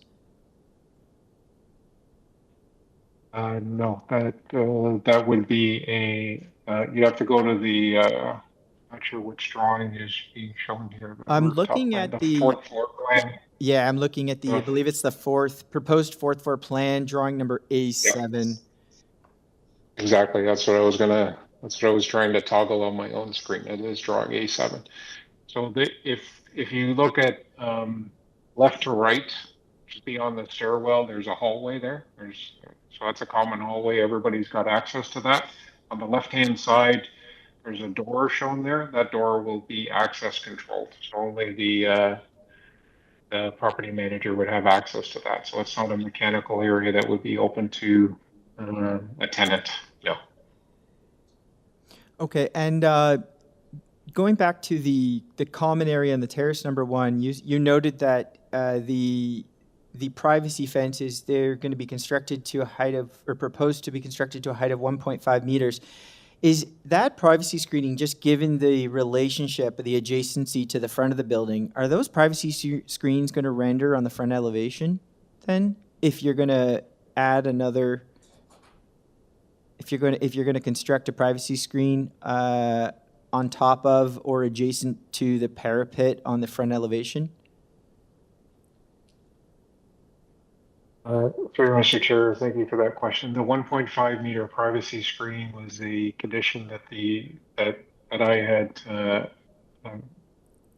asked for and got the Committee of Adjustment to accept in December, and that would be located along the west edge of the terrace. So it would not be located towards the south or the north at 1.5 meters. There would be a privacy fence that's lower, but not at 1.5 meters. The 1.5 meters would be located towards the bottom of the sheet as it's shown there, towards the west. Okay, so if I understand correctly, the southern portion that delineates the common area and the terrace from the edge of the building, that's a railing. But then once we transition to the west side, there's a railing there which runs parallel to the neighbor's property. That's proposed as a privacy screen then, a privacy fence, or that's a railing as well, and the privacy fence is only on the north side? Condition of through Mr. Chair, the condition of approval that has to be followed with a proposal. These 4 plans don't show the implementation of this condition. Says that the privacy screening on the west edge of the rooftop amenity area shall be 1.5 meters in height, measured from the floor of the roof, shall be located 1.5 meters from the west edge of the roof of the residential building. So the 1.5 meter privacy screen is only going to be located along the west edge of the terrace. Oh, sorry. And you noted that there was a prescribed setback for that privacy screen? Oh, you said 1.5 meters or no? Because on the drawing, it's shown as 1.22 meter setback off of the edge of the building on the west side. That is the railing, through you, Mr. Chair. Railing, that is yeah. the railing. The privacy screen is required to be 1.5 meters from the west edge of the roof of the residential building. You guys follow? Mm-hmm. You don't? It's inset, right? Yeah, I see it's inset. It's labeled as railing. I'm hearing the word privacy screen. I mean, I'll tell you where I'm getting at. I'm just trying to ensure that, you know, just given the adjacency to the immediate neighbor and the setback condition, I mean, it's not I do recognize it's an existing building that they're building on top of, but it is fairly close to the adjacent neighbor. And I just want to make sure, given the height and the size of the terrace and the accessibility of the terrace, that, you know, that the on look or oversight is not considered materially impactful to the adjacent neighbor. So I'm just trying to understand that condition a little bit better. I do see there is some setback of the railing off the edge of the building. I think that there is a condition that was applied by the previous approval that had it as privacy screening. Okay. So it may not be shown on the drawings, but there is a condition that is outstanding from the previous approval. Okay, so those concerns with respect to on-look or oversight to the adjacent as from above are dealt with. That's all my questions. Okay. Anyone else have any questions? Okay. Thank you, sir. We will take this into committee. Welcome. Who wants to start? Mehdi.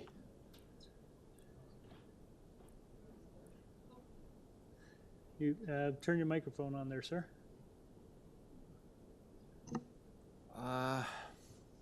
Yeah, I was one of the actually members sitting in the panel for this application. It was already controversial at that time, and I voted to approve because I believed it's the right property for intensification. It's a transition lot very close to Bathurst Street, but the applicant keeps coming back and asking for more. It's kind of an indication that it's not, to me, it's not meeting the 4 test anymore. There are 2 variances that are in direct relation with the height. That is the setback.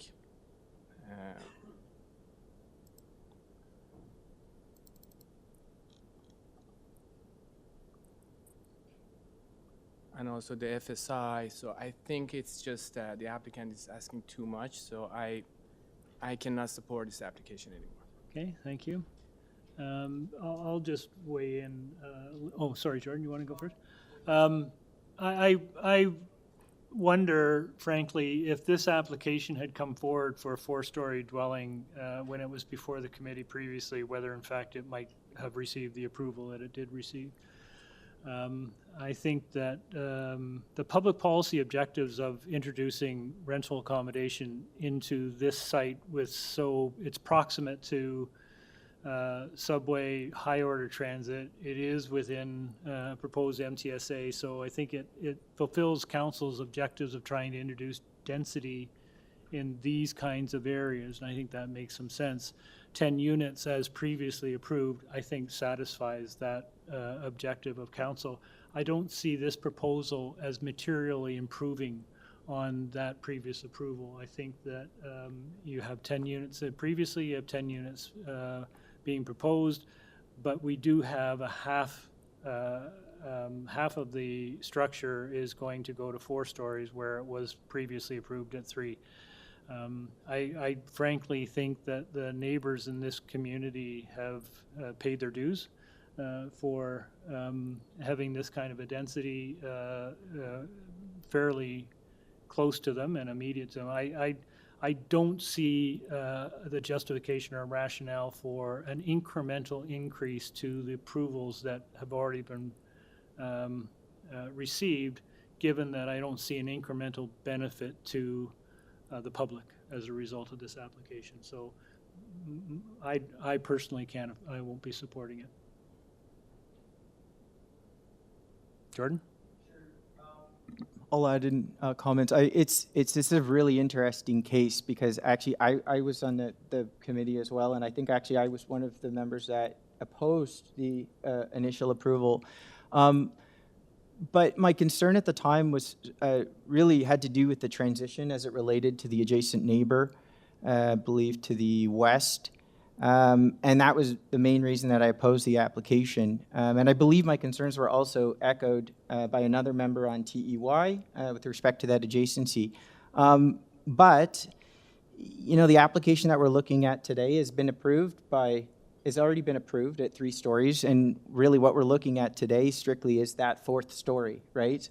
And given that the concentration is on the side of the building that's not adjacent to the R zone, and it does create a bit of a transition or a step down. I'm actually supportive of it, but that's looking at the application as proposed as what's proposed, being that section of the 4th story. And I think it's important to draw a line between, are we looking at this application in entirety as it's proposed over the last 6 or 8 months, or are we looking at the component that is being presented today? And if we're looking at the piece of this puzzle that's being presented today, I am okay to support it. Okay, thank you. Nadini.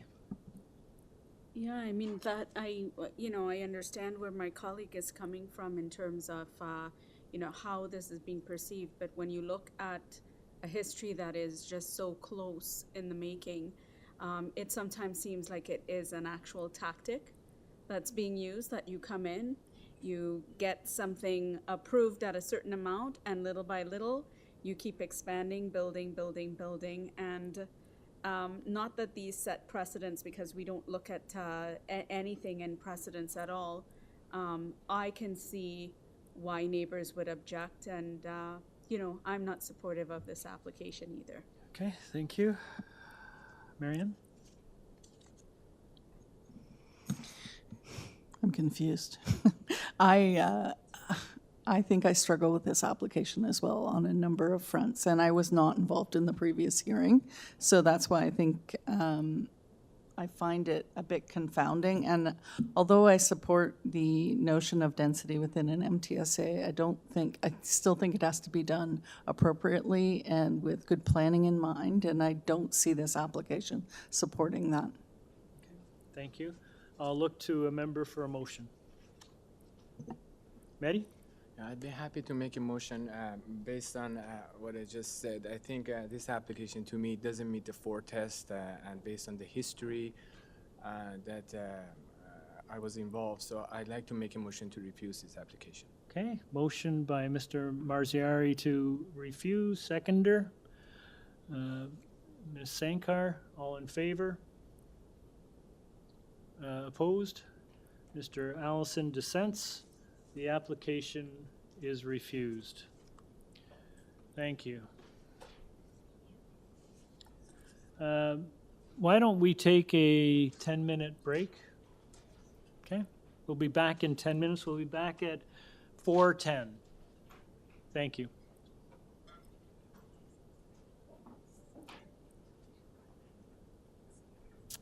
What we got?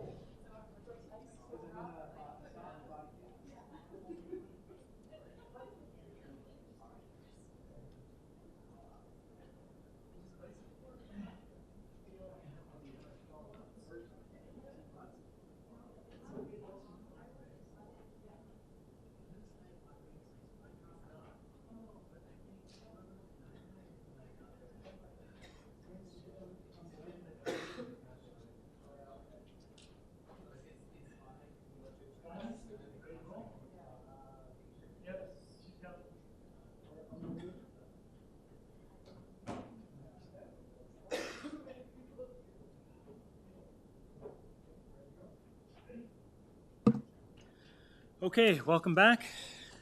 We move to item 24. This is 45 Canton Ave and 4455 Bathurst Street. And this is an application to construct a new entrance to a school with an elevator. Committee has before it a copy of survey, site plan, floor plans, and elevations, photos of the subject property, arborist report from Redbud Forestry, transportation services staff report indicating no concerns, Ravine and Natural Feature Protection Staff Report, no concerns, and TRCA, no concerns. We have form letters from several residents who live at 100 Canyon Avenue in support. Do we have the agent? I am here, Richard Idels. Can you hear me? We can. If you can give us your address, please, sir. Yes, Richard Idels, architect OAA. My address is 80 North Meadow Crescent in Thornhill, Ontario. Great, thank you, sir. Just hang on a sec. Frankly, panel, this is a very straightforward application. I think it's quite simple. Does anyone need a presentation? Sir, we don't need a presentation today. We've read all the material. We're familiar with the application. Is there anything you'd like to share with us before we take it into committee for a decision? I just want to say I had so many nice things to say, but it looks like everyone is on our side, and we very much appreciate it. Thank you. Okay, thank you very much, sir. Mr. Chair, there's one other name here. I just want to verify who that other person is. They're online. Would you mind if we just unmuted this person? Just to Sure. see? Ms. Menlowitz. On behalf of the school, and I just, similar to Mr. Idels, thank you very much for all taking your time to review this. We very much appreciate your time. I think you're obviously in support of this application. Yes, requesting it. She is the administrator. Thank you very much. You're sure now? Okay. We will go into committee. Panel, this is a very straightforward application, almost technical. Nadini, did you want to make a motion? Yeah, sure. Through you, Mr. Chair. As you said, very straightforward and very well supported by, well, not only the person who's joined us on the phone, but transportation, Ravine and Natural Features, TRCA, and additionally 4 letters of support. I motion to approve this application as is. Okay, motion to approve by Ms. Sankar. Do I have a seconder? Mr. Allison, all in favor? You have your approval. Thank you very much. Thank you. Thank you. Very appreciated. Okay, we move, item number 25 we've already dealt with. So we move on to item number 26. Oh, pardon me, I think we have a conflict of interest on this one. Mehdi? Yes, thank you, Mr. Chair. I have a conflict. I know the applicant, so I need to abstain from this application. Okay. You have to leave, sir. Thank you. Okay. Item number 26, 28 Tanager Avenue. This is an application to construct a new two-story detached dwelling with a basement walkout. Committee has before it a copy of survey, site plan, floor plans, and elevations. There is an urban forestry staff report recommending condition number 3, and there's an arborist report from 5 Star Tree Care. There is opposition from 30 Tanager Ave and the Leaside Residents Association. Do we have the agent?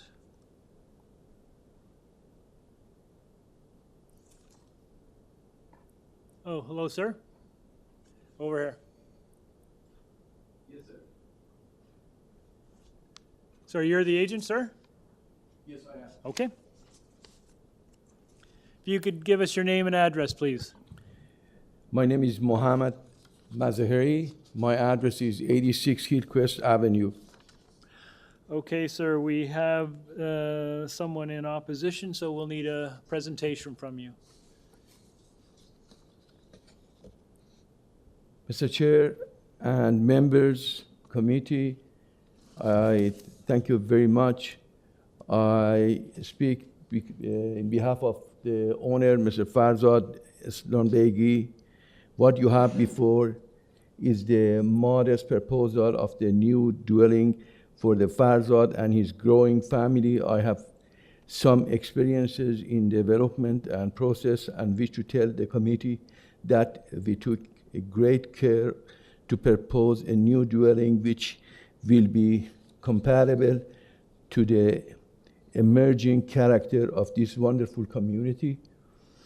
We spent a lot of time discussing the proposal with the city planning staff and Toronto Building to refine, to make changes to the proposal to reduce the requested variances to the zoning bylaw.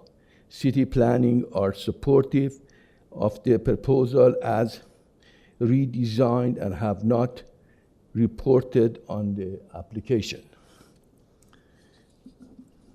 Only 6 variances to relate to the proposed porched canopy in the front yard. We have reduced the projection from what was originally proposed.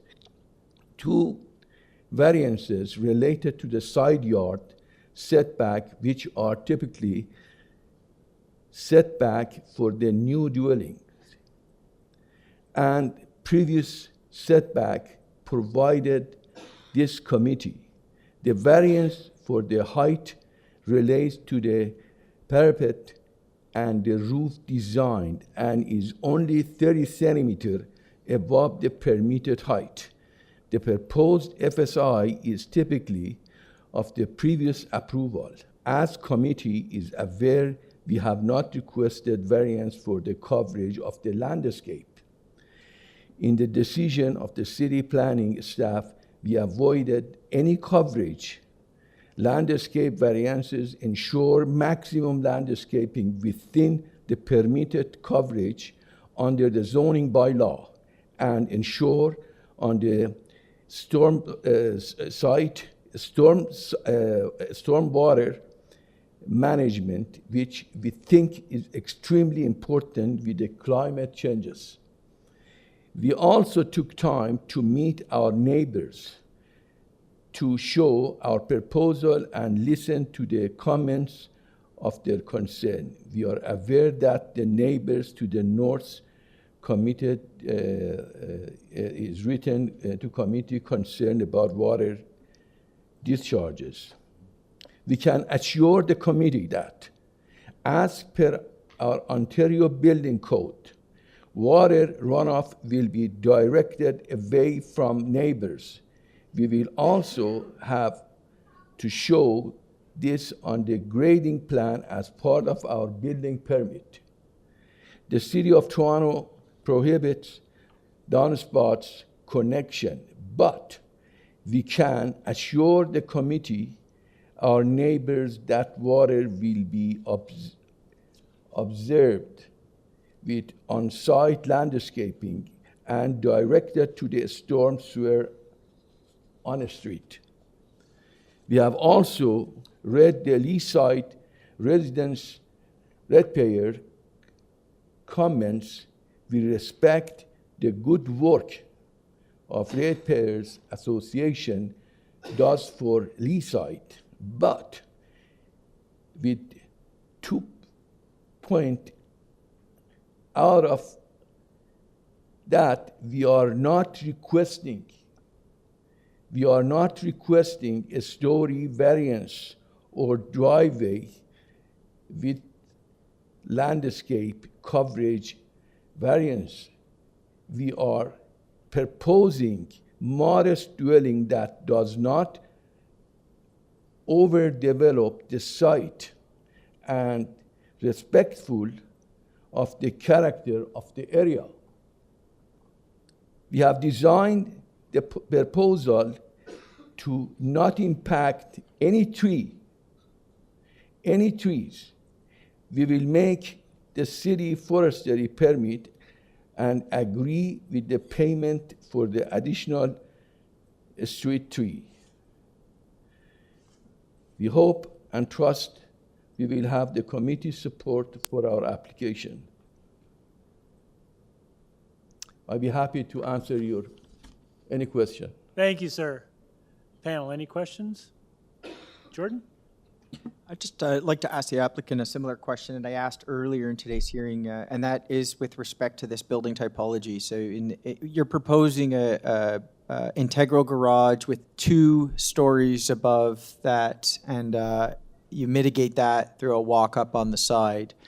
Do you have any examples of other buildings or homes in the immediate area that are similar? Yes, sir. As soon as you enter this street, the second house in the east side, they have the same thing. And there are other as well. I have the address for you too. Sure, yeah, no rush, but if at some point you can provide that. You need the address? The address of the example, yeah. Is it on Tanager? May I get it from my Sure. colleague? Please do. Yeah.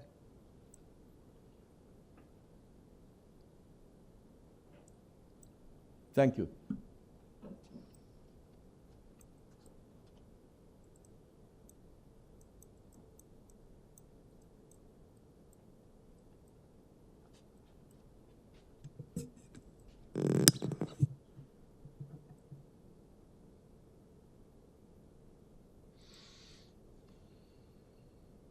Number 20, Yeah, I saw that one. Okay. Davidale Drive. Oh, it's on a different street. Was that 20 Tanager? 351 Lake Drive. There. The neighbor. 351 Laird Drive. That's Laird. another one. On Laird.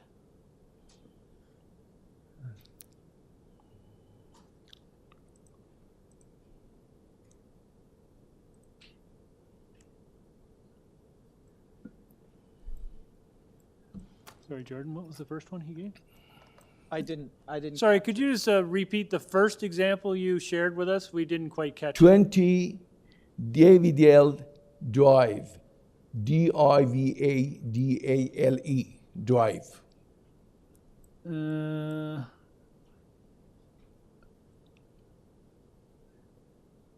Okay, I can't find that, but Jordan, I assume you will? No. Oh. Oh, Davidale. You said Davidale. Yes, sorry for my accent. No, of course, don't apologize. And sorry, sir, the number that you said on Davidale. Pardon? Did the address number of, is it on Davidale that you provided? 20, I think. Number 20? 20? Okay. Okay, thank you. Okay, any other questions? Thank you very much, sir. Thank you. We have Mr. Strupet?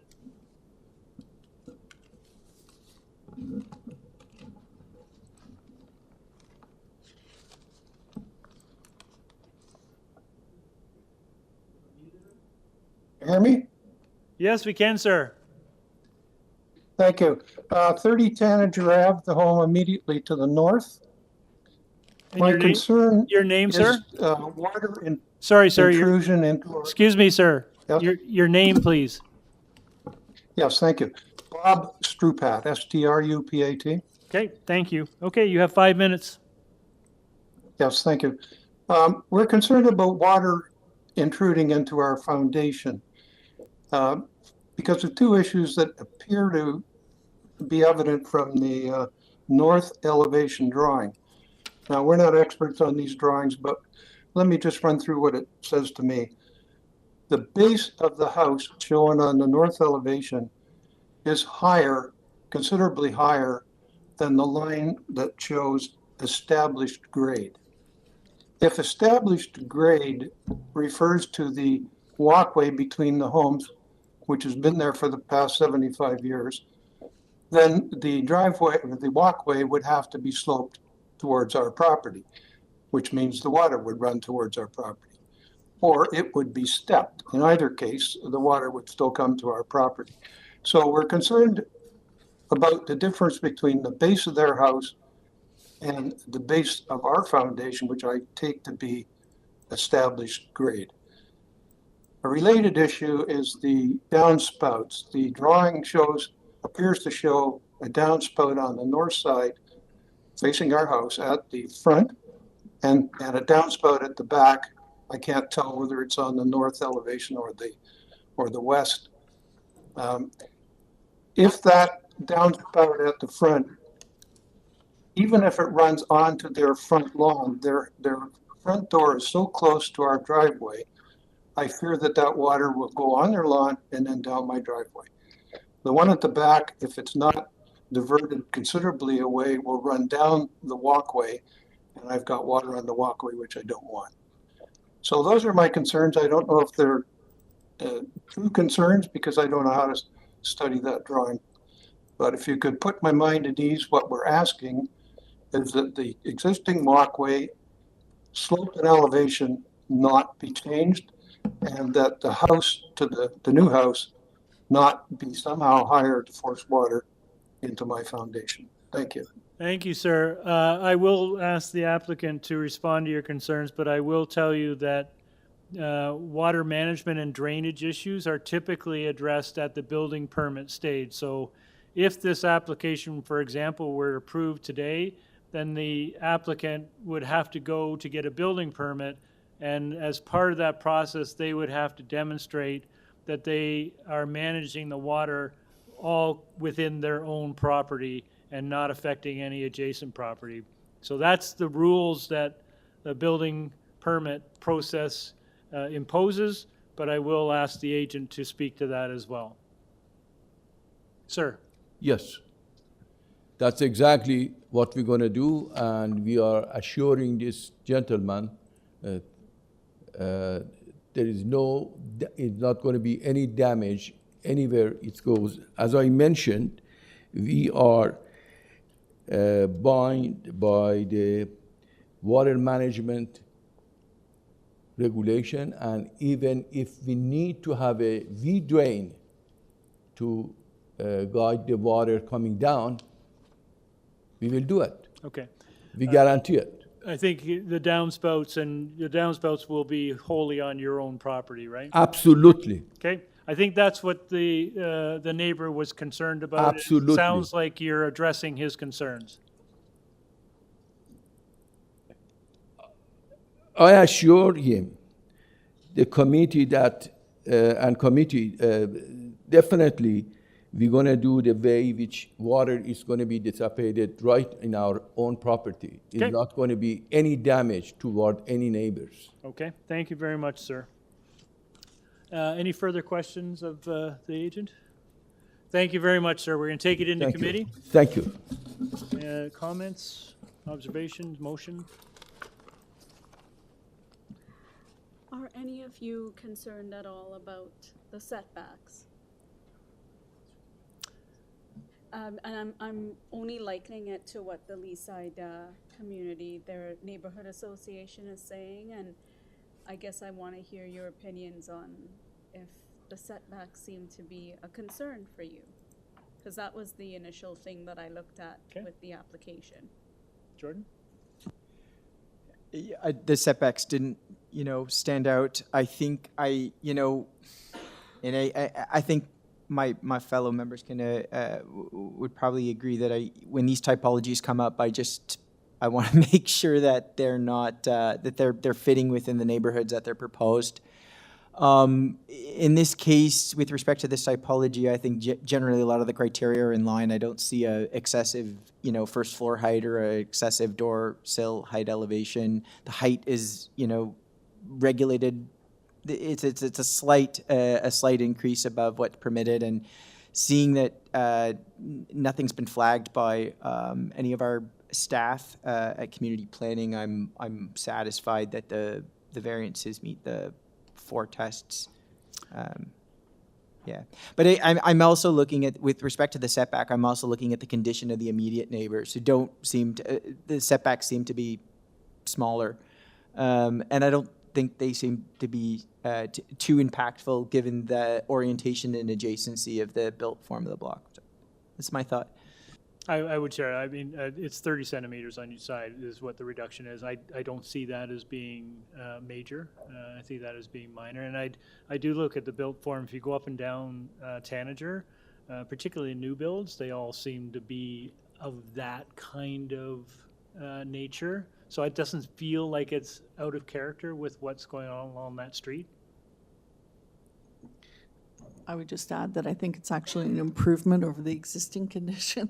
So I think it is, and I do believe also that it is consistent with the surrounding area. Sorry, there's a monitor. Okay. Anyone want to, any further comments, or anyone want to take a crack at a motion? Marion?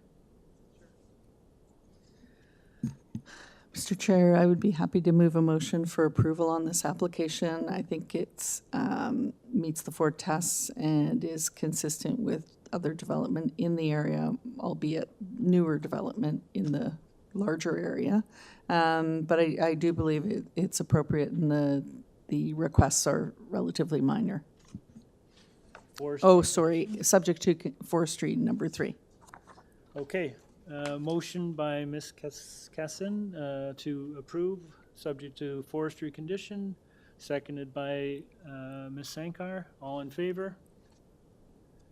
It's unanimous. You have your approval, sir. Okay, can we invite Mehdi back? Oh, there he is.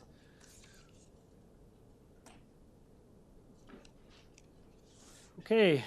We move on to item number 27, 72 Donegall Drive. This is an application to construct a new detached dwelling and garage.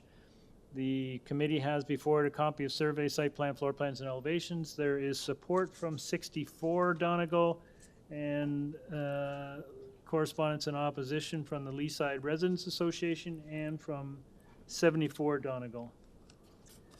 So can we have, oh, hello, sir. Hello, how are you? Very well, thank you. Great. Can I have your name and address, please? Sure. My name is Jim Gerard. I'm at 7 Cloverdale Crescent in Mannheim, and I'm representing the owner. Great. Thank you very much, sir. We have a couple of people who would like to speak to this item, so we'll need a presentation from Wonderful. Okay. Am I good to go? Go ahead. Thank you. Good afternoon, members of the committee. My name is Jim Gerard from Gerard's Design and Drafting, and we're representing the owners at 72 Donegall Drive. Over the course of the past few months, we've been working closely with the owners and their designer to plan an extensive renovation of their existing 2-story single-family home, along with a new single-car detached garage that will utilize access from the rear existing laneway of the property. The project will utilize the existing house concrete foundations and as much of the exterior above-grade walls as structurally possible. There will be a small addition at the rear and the southwest side of the addition. The project will be reflective of many other properties in the surrounding street and in the neighborhood. It is Our understanding that the City of Toronto anticipates that future will see growth, reurbanization, and rebuilding, and as such seeks to evolve, update, and improve the communities where possible. The subject property is zoned RD, which permits multiple residential dwelling types. Based on the current zoning and the official plan, we're proposing to maintain the use of the existing building as a single-family residential house. The renovation will fit well within the surrounding area and will complement the existing surrounding architecture, including the homes adjacent to the subject property and the homes directly across the street from the property. It is our client's plan to utilize natural materials such as stone and/or brick and composite siding and earthy tones where possible along the front-facing building elevation. To maximize the use of the site and accommodate parking and maintaining a focus on functionality and usability, we are requesting the committee consider the following variances. A minimum north side yard of 0.65 meters where the bylaw requires 1.2 meters for the proposed front canopy and porch. The proposed work will utilize the existing concrete foundations and above ground walls, which are currently located 0.3 meters away from the property line. The homeowners would like to propose the existing or the new entry to the dwelling along the front, closer to the north property line. The proposed porch and canopy would be offset 0.65 meters from the side property setback, property line, pardon me. Lot coverage, a 3.83% increase over the current lot coverage of 35% is being requested to maintain the functionality of the home and to provide the owners with the required living spaces they need for their growing family. Other newer properties in the surrounding neighborhoods have similar lot coverages. Front landscaping. Front landscaping currently is at 48.4%, and the bylaw requires minimum 50%. The proposed front landscaping is to match the existing landscaping of the front yard that's currently on the property. In 2020, additional upgrades to the front yard landscaping were completed, and with including a new masonry small retaining wall, which was installed. It would be ideal to the homeowners to avoid replacement of this retaining wall in order to move it approximately 0.15 meters to achieve the 50% landscaping requirement. The current landscaping percentage in the front yard is in line with other properties directly adjacent to this site and across the street. 46.4% rear yard soft landscaping, whereas the bylaw requires 50%. The proposed soft landscaping in the rear yard was determined by the location of the pathways and from the house and the new exterior basement stair, as well as access to the garage. A small patio area is proposed for locating patio furniture and amenities. The remaining rear yard is proposed as soft grass landscaping. While the hard surfaces are not considered in the soft landscaping calculation, it should be noted that these hard surfaces do provide rear yard amenity space that is essential to the use and enjoyment of the property and would increase the overall total landscape area, both hard and soft, to over 50%. Floor space index of 0.63, whereas the bylaw requires 0.6. The increase in FSI is in line with other approved projects in the street and within the surrounding area. The additional FSI is requested so that the homeowners can maintain the intent of their renovation and vision and functionality of this house for their family. It is our opinion that this small increase is minor in nature and in keeping with the overall intent of the bylaw and in line with other projects that have been previously approved. 48% front yard landscaping will be soft, whereas the required bylaw is 75%. The existing soft versus hard landscaping ratio within the front yard will be maintained, as mentioned earlier. And in addition, soft landscaping becomes difficult with the front yard, particularly when 70 and 72 Donegall share a common paved access aisle that must be maintained to ensure access to 70 Donegall's detached garage. The homeowners would like to maintain the existing interlocking stone parking area that's in the front of their yard to avoid adding extra street parking to street parking issues. Based on this information that we've discussed, we believe that the proposed variances meet with the 4 tests set out in the Planning Act. Moreover, that the sought-after variances are minor in nature. The general intent and purpose of the zoning bylaw is maintained. The general intent and purpose of the official plan is maintained, and the variances are desirable for the renovation of this building in the neighborhood. We would ask the committee to consider the approval of the variances and permit the proposed renovation to this existing home. Thank you very much for your time. Thank you, sir. Any burning questions? Mehdi? I have a question. So you're proposing to have a detached garage off the laneway. Why do you still need the existing driveway? The existing driveway is a shared right-of-way with 70 Donegal. So Just part of it, not the whole existing driveway.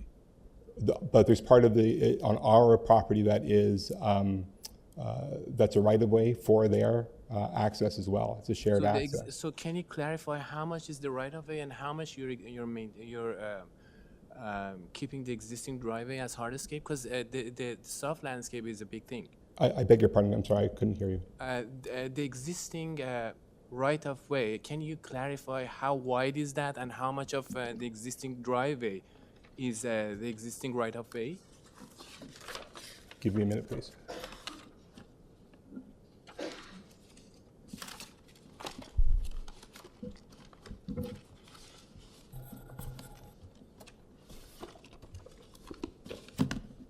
The existing right-of-way that's on our property is 1.3 meters in width, and I don't have a note on the 70 Donegal side. However, it appears to be approximately the same 1.3 meters in width. So the intention of keeping the existing driveway, which is not the right-of-way, is to park at the front while you have the detached garage at the back. Correct? So in addition to the driveway, beside the driveway, there's an interlocked paved section that is a parking space at the front of the building. That's what we're proposing to maintain in addition to the required right-of-way for the driveway to access 70 Donegal. Okay, thanks. Is that an approved parking spot in front? I don't have an answer for that. I'm sorry, I don't know. I can find that out. I just don't have an answer for you right now. Any other questions? Jordan? Did you note that the variances relating to the front yard are a result of existing conditions? The front yard. Yeah, because if I heard correctly, I think that's what I heard, but I'm just in looking at the plan, it appears in flipping the entrance to the other side of the property, there's a new hardscaped portion and porch that is now proposed where there's existing soft landscaping. So is it fair to say that is going to be, that soft landscaping is going to be converted now to facilitate access for the porch and the walkway to the parking pad? Correct, and the previous location of the main entry, which is on the south side of the house, is being converted to grassed area, to softscaping. Okay. So it nets out essentially as being the same. Okay, and that's all indicated then on the site plan, to return that portion to soft. I'm just apologize. I just want to confirm that. That would be the intent. Yes, I'd have to confirm that it's detailed well in the site plan, but that would be the intent. Well, what's proposed and what the intent is two different things. Okay. I just want to make sure that that this is in line. I don't necessarily have an issue with reappropriating or reallocating, but just given the existing condition, I'd feel a little uncomfortable making that situation with respect to the amount of soft landscaping in the front yard even worse. And not to say that you couldn't hardscape a section if you want to change where the door is, but then perhaps there may be an opportunity to, like as to your point, take some of the hardscaping and convert that to soft landscaping to make up for that. But you've stated that there is a portion on the site plan that is existing hardscaping that's going to be converted to soft landscaping to make up for that change. That I believe that's our intent. Yes. Okay. Okay, we have a couple of speakers waiting to raise their concerns. So do we have, thank you, sir. Do we have a speaker? Hello, good afternoon, sir. Are you speaking to me? My name's I Kent am. Calgary. I am. If you could give us your name and address, please. It's Kent Kawaguchi, 70 Donegal Drive, right next door. Okay, sir, you have 5 minutes to share your concerns with the panel. Thank you.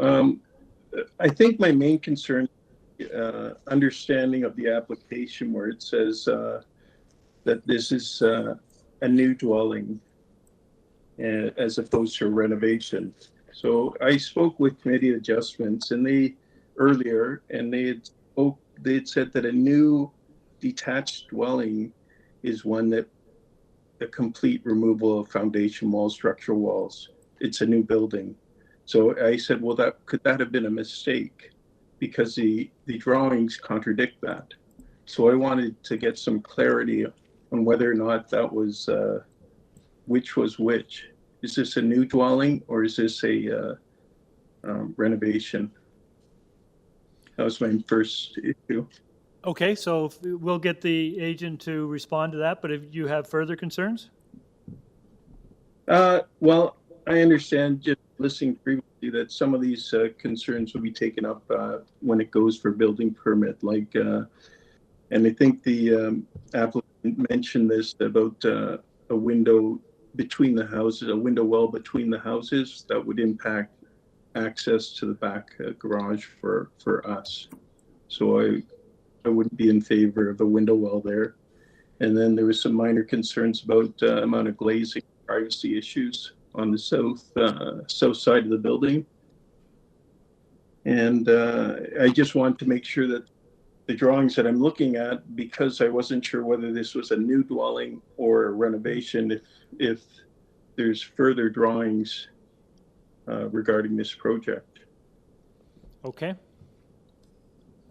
We will ask the agent to speak to those items. Anything further? I think that's, for now, those are my concerns. Great, thank you very much, sir. Panel, any questions to the speaker? All right, could we have the next speaker, please?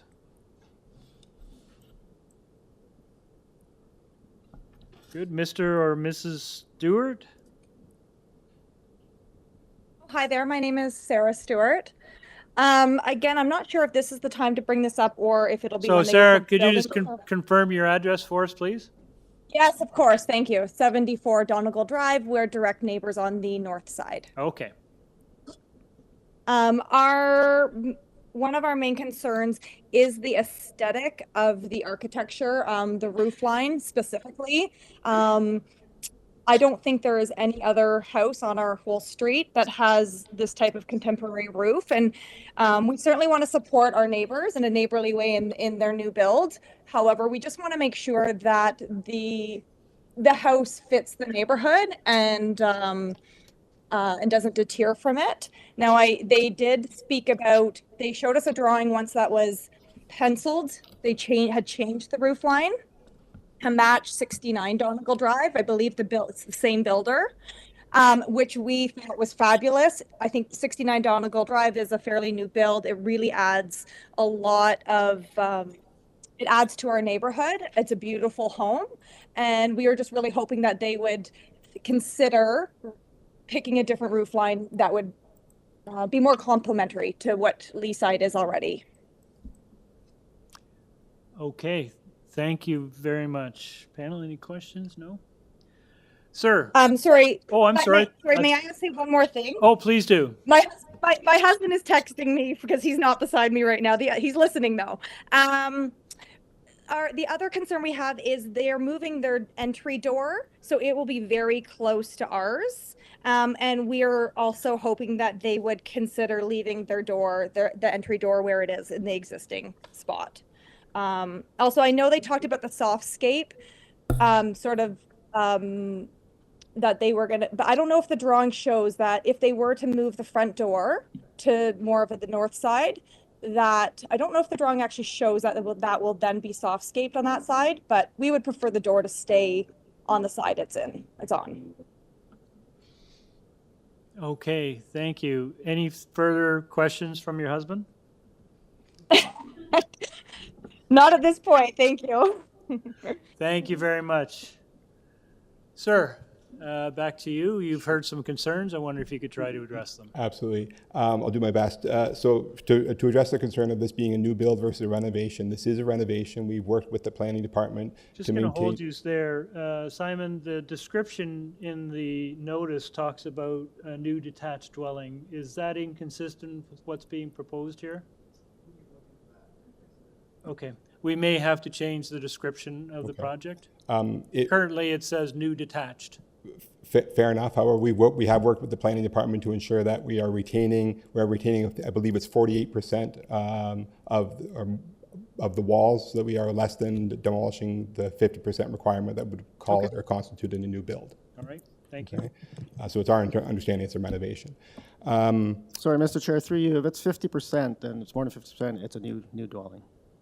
I'm sorry, say again? If it's more than 50% of the walls are coming down, it's a new dwelling. It's a new dwelling? It's So considered a new technically, this is a new dwelling then? No, it's not. It's under 50%. 48%? Yes. Yeah, so, okay, thank you. Go ahead. Okay.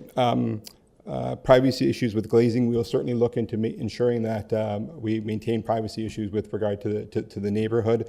To the neighbors, we do want to maximize within reason the amount of glass that we're allowed to within the building code. However, we are very much willing and open to putting in frosted glazing to maintain privacy between the neighbors there on the south side.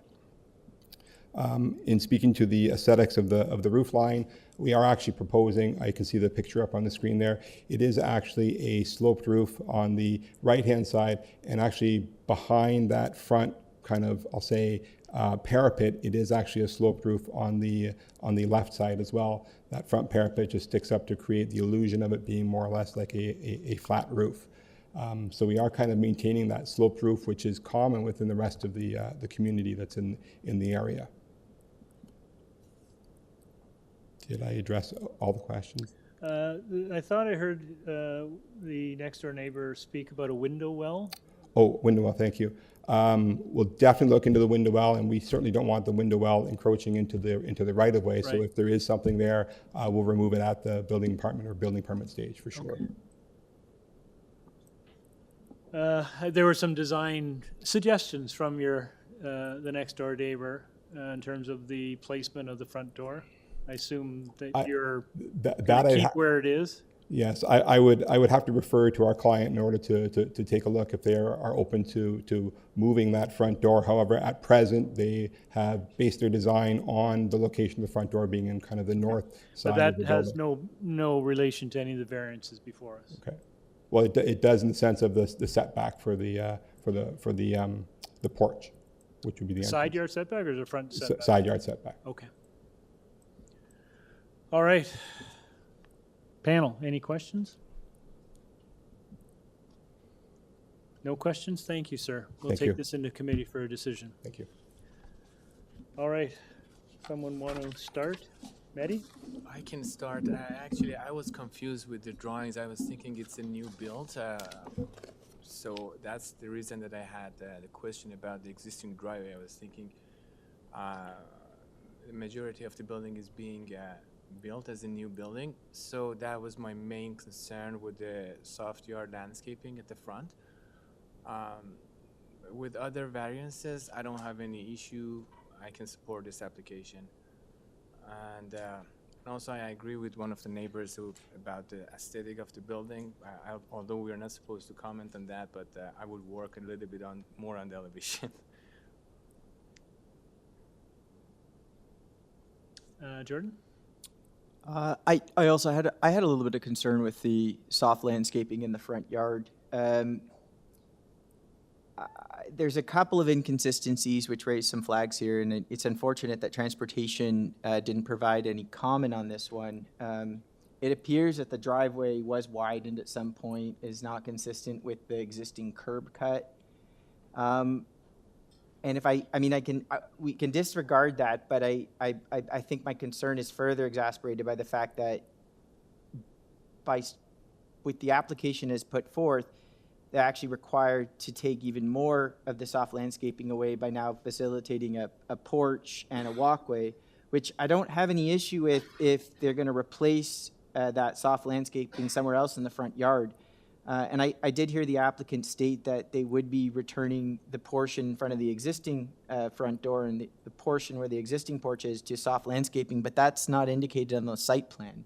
Correct. So I'm led to believe that the variances are before us are reflective of what's actually put forward, including what's shown on the site plan. And there is certainly quantitatively, a jump between 48 and 75%. I think there is some room there for improvement in order for me to support that variance.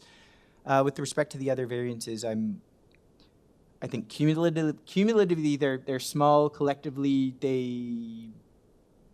it's a tough one. It's just looking at one of the letters of objection.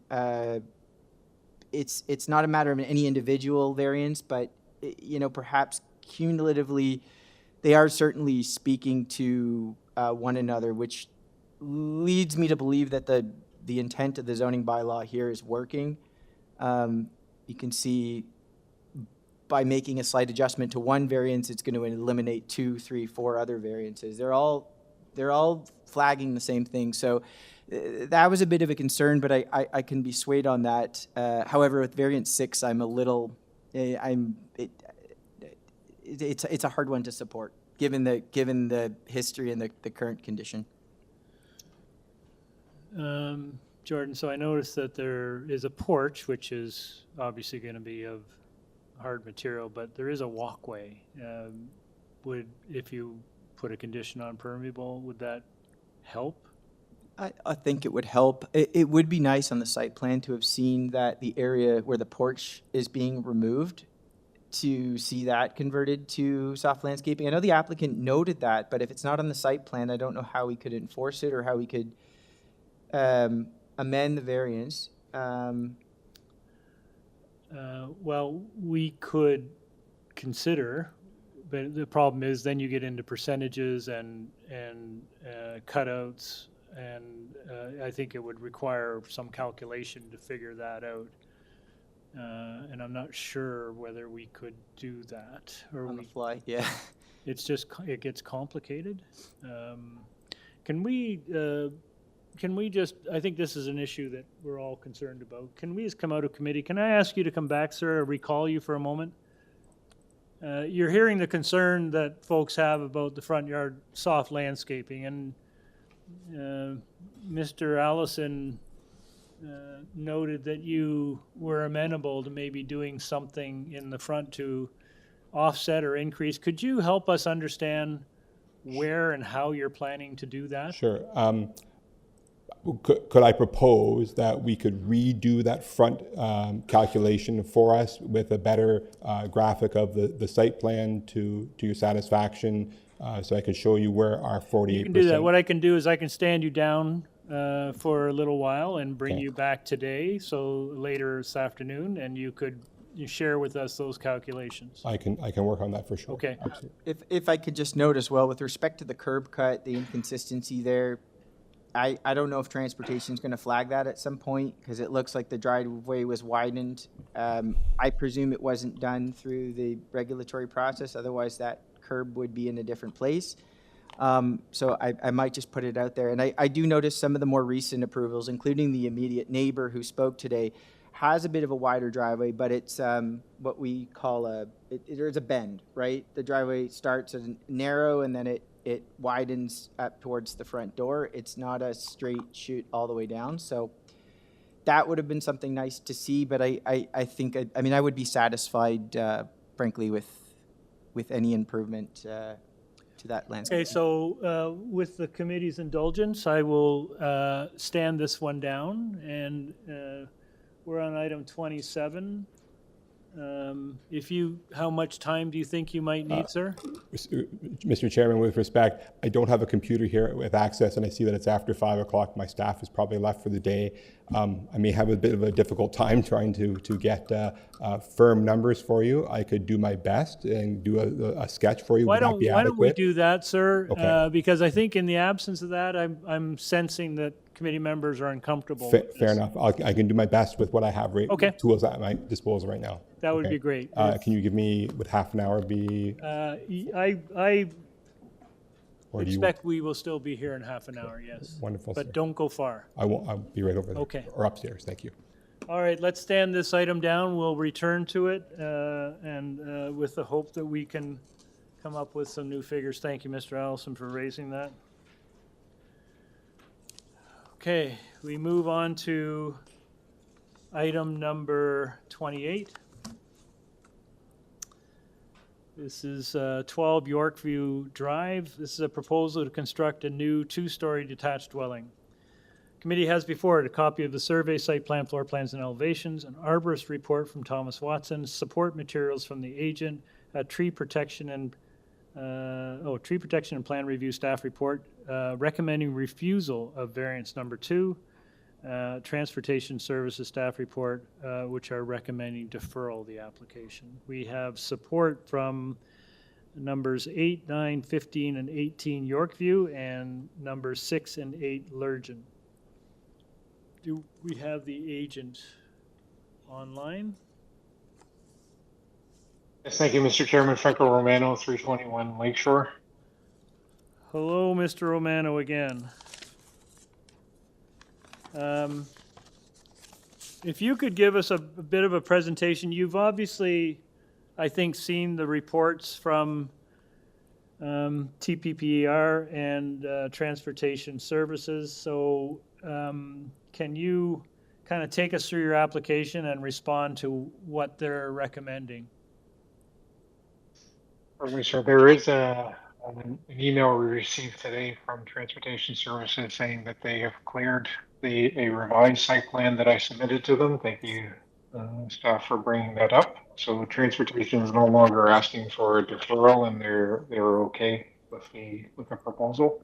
We showed all of the details that they were. Franco, what have you, for our benefit, what have you changed to address Transportation's concerns?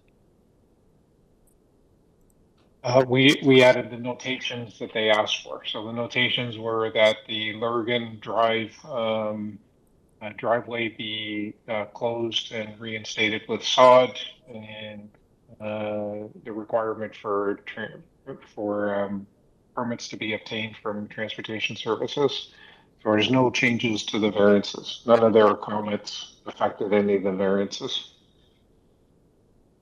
Okay, thank you. So what staff are bringing up here is a site plan that I had supplied Transportation on the same day that they asked us those comments. We addressed them right away. Now, does that deal with variance number 2?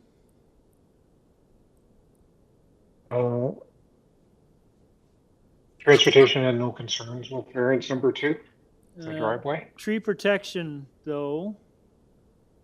Yeah, tree protection. They are suggesting we deny variance number 2, or alternatively put a condition in if we were to approve it. So can you speak to that, please? Yes, I can. So if we look down on have that denial recommendation up, and I'd like to go to that. If staff can bring up the bottom, I guess the last paragraph under comments. And this is a little curious to me. No, you were there at the bottom of page number 1, the last paragraph under comments. Urban forestry is correct. The driveway is required under the zoning bylaw to be along the Lurgan Drive portion of the lot. Now, this is a shallow lot depth, and right now the driveway is off of Lurgan, but into the backyard, and that's not something that is consistent with, I guess, new construction or what the owner would like to achieve in this neighborhood where the garage forms part of the dwelling. What urban forestry is saying is that there is a private tree along Yorkview Drive that would have to be removed in order to facilitate that driveway, and that is correct. What they don't state in their memorandum is a couple of different things. And number one is that there are 19 trees that are being inventoried in the arborist report, 7 city trees and 7 privately regulated trees, and then there are some neighboring trees. So of those, there's the 1 tree that's being impacted by the driveway. And what urban forestry is saying in this second memorandum is that while still not ideal, they recognize that removal of a city tree would be required in order for a Lurgan driveway to be accommodated. That's what they say in that second paragraph. It says the existing zoning requires vehicle access along the flanking street, Larkin Drive. Under existing zoning, vehicle access options would include maintaining the existing driveway at the west of the lot, so that's an open space parking area, or creating a new driveway near one of the two existing city-owned honey locust trees, number 12 and 13 on the TPP. Both of these are smaller than the silver maple described above and on the last page, and the loss of either honey locust, while still not ideal, would be a lesser impact than the loss of the maple. This confirms what we undertook when we did the design of the drawing, which is that City Council would have to approve a city tree to be removed. It's not city staff that would approve it. City Council would have to approve it. The general approach there is that City Council is generally opposed to the removal of city trees. And so the design was to incorporate the driveway along Yorkview Drive, which is a more conventional driveway location in this area, and also would continue what is being proposed here, which is a low-profile dwelling. It's 2 stories along Yorkview, and then to the rear it goes down to 1 story. So if we can go to my context map, I'd like to show the context map on my presentation drawings. Thank you. So there is a front yard setback variance that's being proposed, and what I'm showing on this context map is the proposed building outline relative to what's happening on Yorkview Drive. In blue is the front yard setback alignment, and you'll see that the front yard setback alignment tapers because the street tapers, and the proposal fits in with what's happening next door and along the street in terms of wall alignment. If we go to the next page, we'll see that a site plan drawing shows, again in blue, the front yard setback, and its alignment with number 10, the dwelling to the north on Yorkview Drive. And one of those trees that are in the driveway location along Yorkview has to be removed for that driveway situated there. This dwelling, when you look at it from Yorkview to the backyard, goes from 2 stories to 1 story. If we're to have to accommodate a driveway along Bergen, completely change the massing of the building, which I'm not sure how that would affect the neighbor support, but it would also result in the removal of a city tree, which I don't think is a good idea. Subject to any questions, I submit that the 2 variances are minor in nature, and that the urban forestry condition of approval be attached. Thank you, Mr. Chairman. Thank you, sir. Just to confirm your explanation in the beginning about the tree, so are you removing the silver maple or not?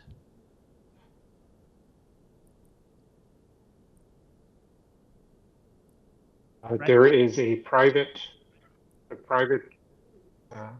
tree that is being removed is, I believe, bear with me 1 second here.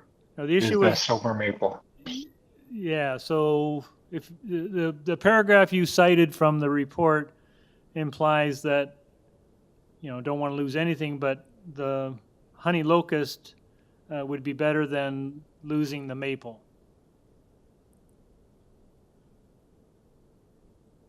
That is what the report says. The honey locust is a city tree, and with it, and just city staff cannot authorize the removal of a city tree. City council has to authorize the removal of a city tree. So your so in my experience, it is not a guarantee that city council is going to authorize the removal of a city tree. So your current plan is to remove. So your current plan is to remove the maple tree unless otherwise directed to deal with the honey locust, which are city-owned trees.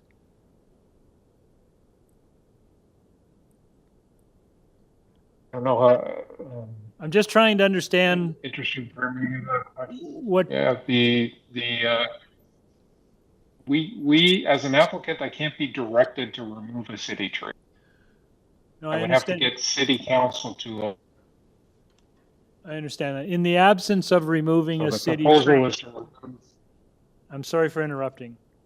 I'm just trying to get clear. So in the absence of removing, getting approval to remove a city tree, which I understand is difficult, goes to council, your plan currently, as proposed, would remove the maple. Correct. Okay, that's what I'm A just private just trying to get clear. Thank you very much. Okay, any questions? Jordan?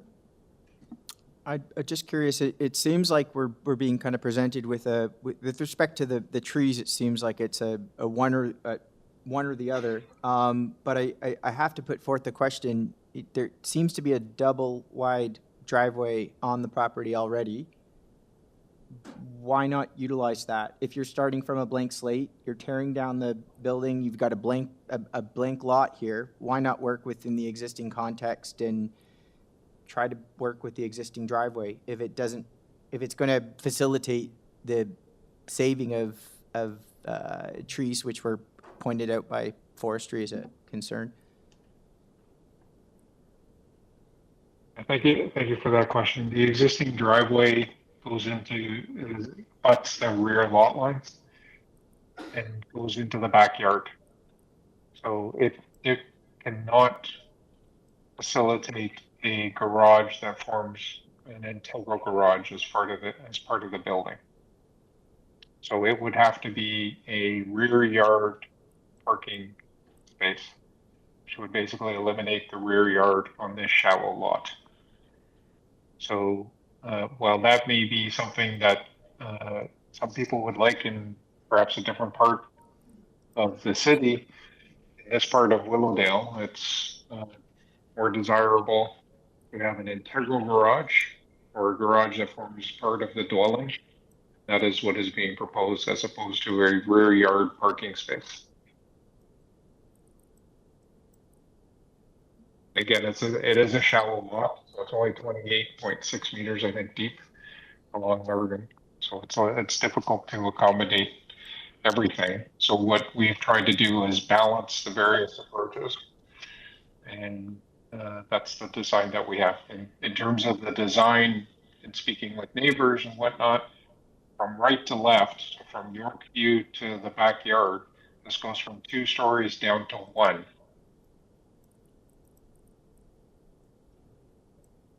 Thank you. Anyone else have any questions? Okay, I just want to double check. There's a Tara Gellish is online. No, yes, no. That is the homeowner, but so, okay, thank you very much. All right, let's go into committee. Who wants to start? I can start. Oh, Mehdi. I am quite familiar with these corner lots. This condition that you have the flanking the street and front street. I understand if the applicant wants to even keep the driveway at the back, he has to either use the existing garage or push the garage further into the backyard to align it with the immediate neighbor, so it's the same as front yard setback of the neighbor, which wouldn't leave any backyard for the applicant. But and it's very common variance for these corner lots to get access from the front. In this case, I think it's complicated. There are not many options for the applicant other than removing the tree if they want to have integrated garage or a new garage. The only option is to maintain the existing garage and driveway at the back. So I don't see any way around preserving that tree. Okay, thank you. Anyone else?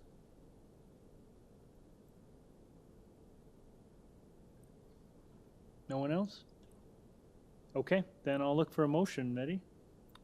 Yeah, I'm ready to make a motion. To approve this application, and subject to, I think urban forestry is requesting denial, so we cannot tie it into that. And again, transportation is in general support, but we can.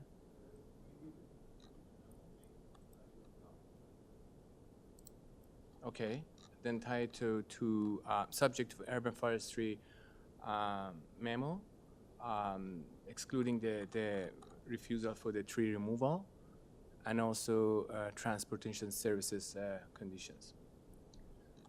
So to be clear, for urban forestry, their recommendation is if we approve it, you tie it to condition number 2. Number 2, correct. Okay. All right. Do I have a seconder?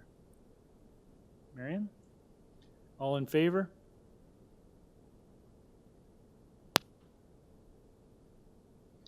All opposed? Application is approved. Thank you. Thank you kindly.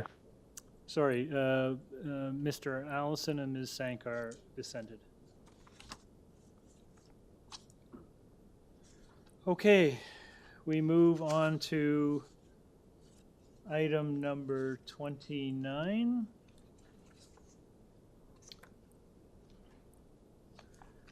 This is an application, for two. That was me, right? Okay. That was me, right? Okay. Is that the applicant? Okay. Is that the applicant? Okay. Item number 29, 277 Lawrence Avenue East. This is an application to construct a 2-story addition to the front and rear of the west side of the dwelling.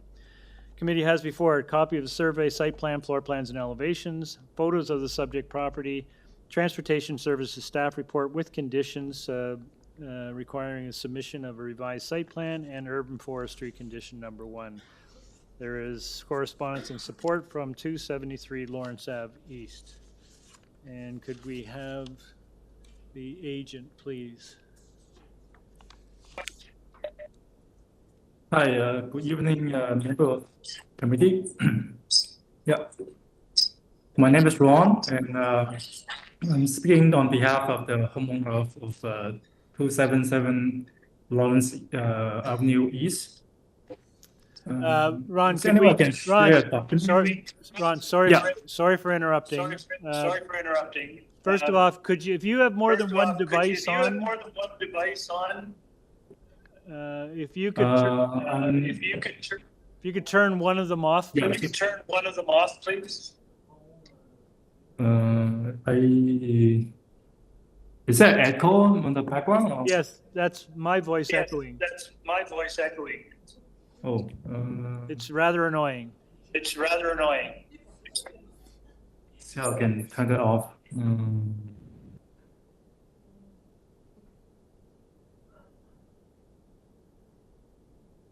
Is it better now? Let's hear. Yeah, there. That's good. Thank you very much. Ron, you didn't give us your last name. If you give us your full name, please, and your address. Yeah, my last name is CAO. The address is 277 Lawrence Avenue East. Okay. Panel, do we need a presentation on this one?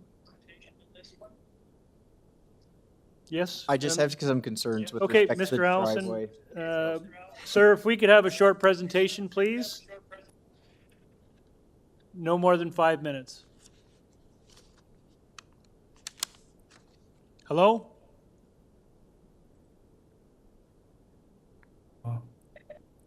Yeah, sorry, I just muted myself. Okay. If we could have a short presentation of your application, please, no more than 5 minutes. Yeah. Is there any way I can share the screen or does it? No, you can't share your screen. Have you submitted any material? No, you haven't. So yeah, I just submitted the presentation material. Do we have? No, we don't have anything from him. Do we have anything from Mr. CAO? Yeah. Yeah, this one. Okay. All right, sir, off to you. Yeah, so there are three minor variants that we are proposing. The first one is the minimum side yard setback. We are proposing 0.9 meter from the side yard, and as existing is also 0.9, so we're not changing that.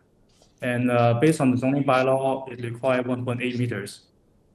And the second variant is the maximum permitted driveway width. We are proposing 6 meter.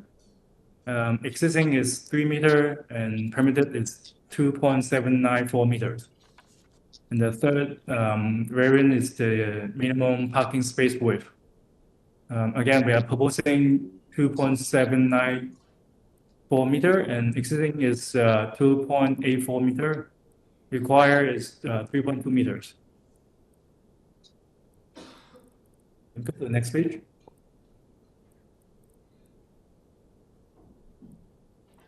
Yeah, as you can see from the existing survey, it states that the existing side yard setback is 0.9 meter, and the driveway is 3 meters.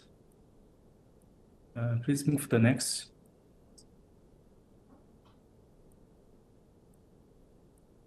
Yeah, on the proposed survey, we maintain the existing side yard setback and proposing a driveway that is to be 6 meter wide.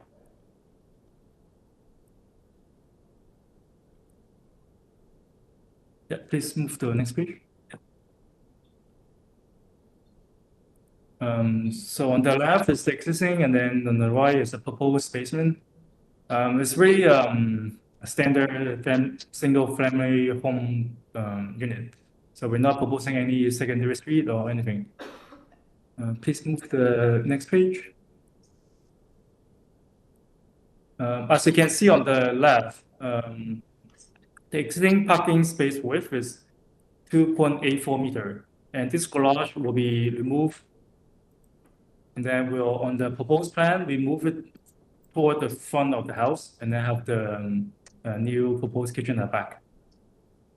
And again, the width we're proposing is 2.794 meters. Please go to the next page.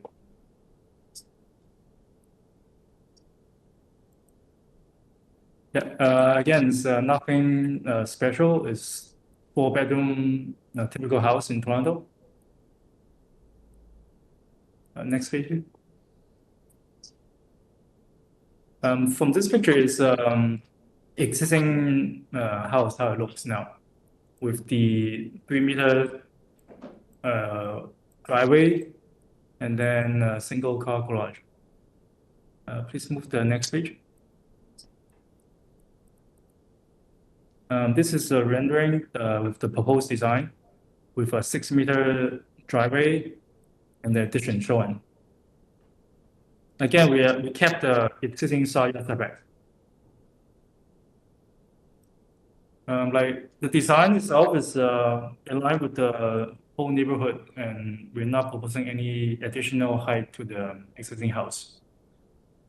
And as you can see on the neighborhood, most of the houses are with either more than 6 meter driveway or more than that. And the side yard setback is really similar to what we propose. And I believe our variant is minor. Thank you. Okay, thank you, sir. Panel, questions? I think I know what Jordan's going to be asking. Go ahead, Mr. Allison. I don't have any questions. Sir, could we ask you to turn your other device off again?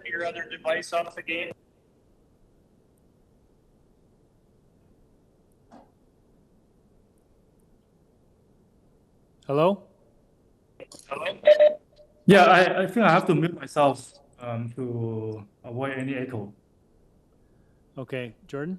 Yeah, I've got some concern with respect to the driveway width. I think in this sense, what they've done is they've essentially taken the driveway and they've just incorporate, like they've just extended it into what should be, in my opinion, a soft landscaping, perhaps a separate walkway to the front door, and they've just combined it all and hardscaped half the front yard. I don't think that's a very desirable condition. I think a driveway is intended for vehicular access. I think when you stretch it to the point where now the driveway is now also a walkway, it serves as the front door, it sort of blurs the lines of what a driveway is intended for.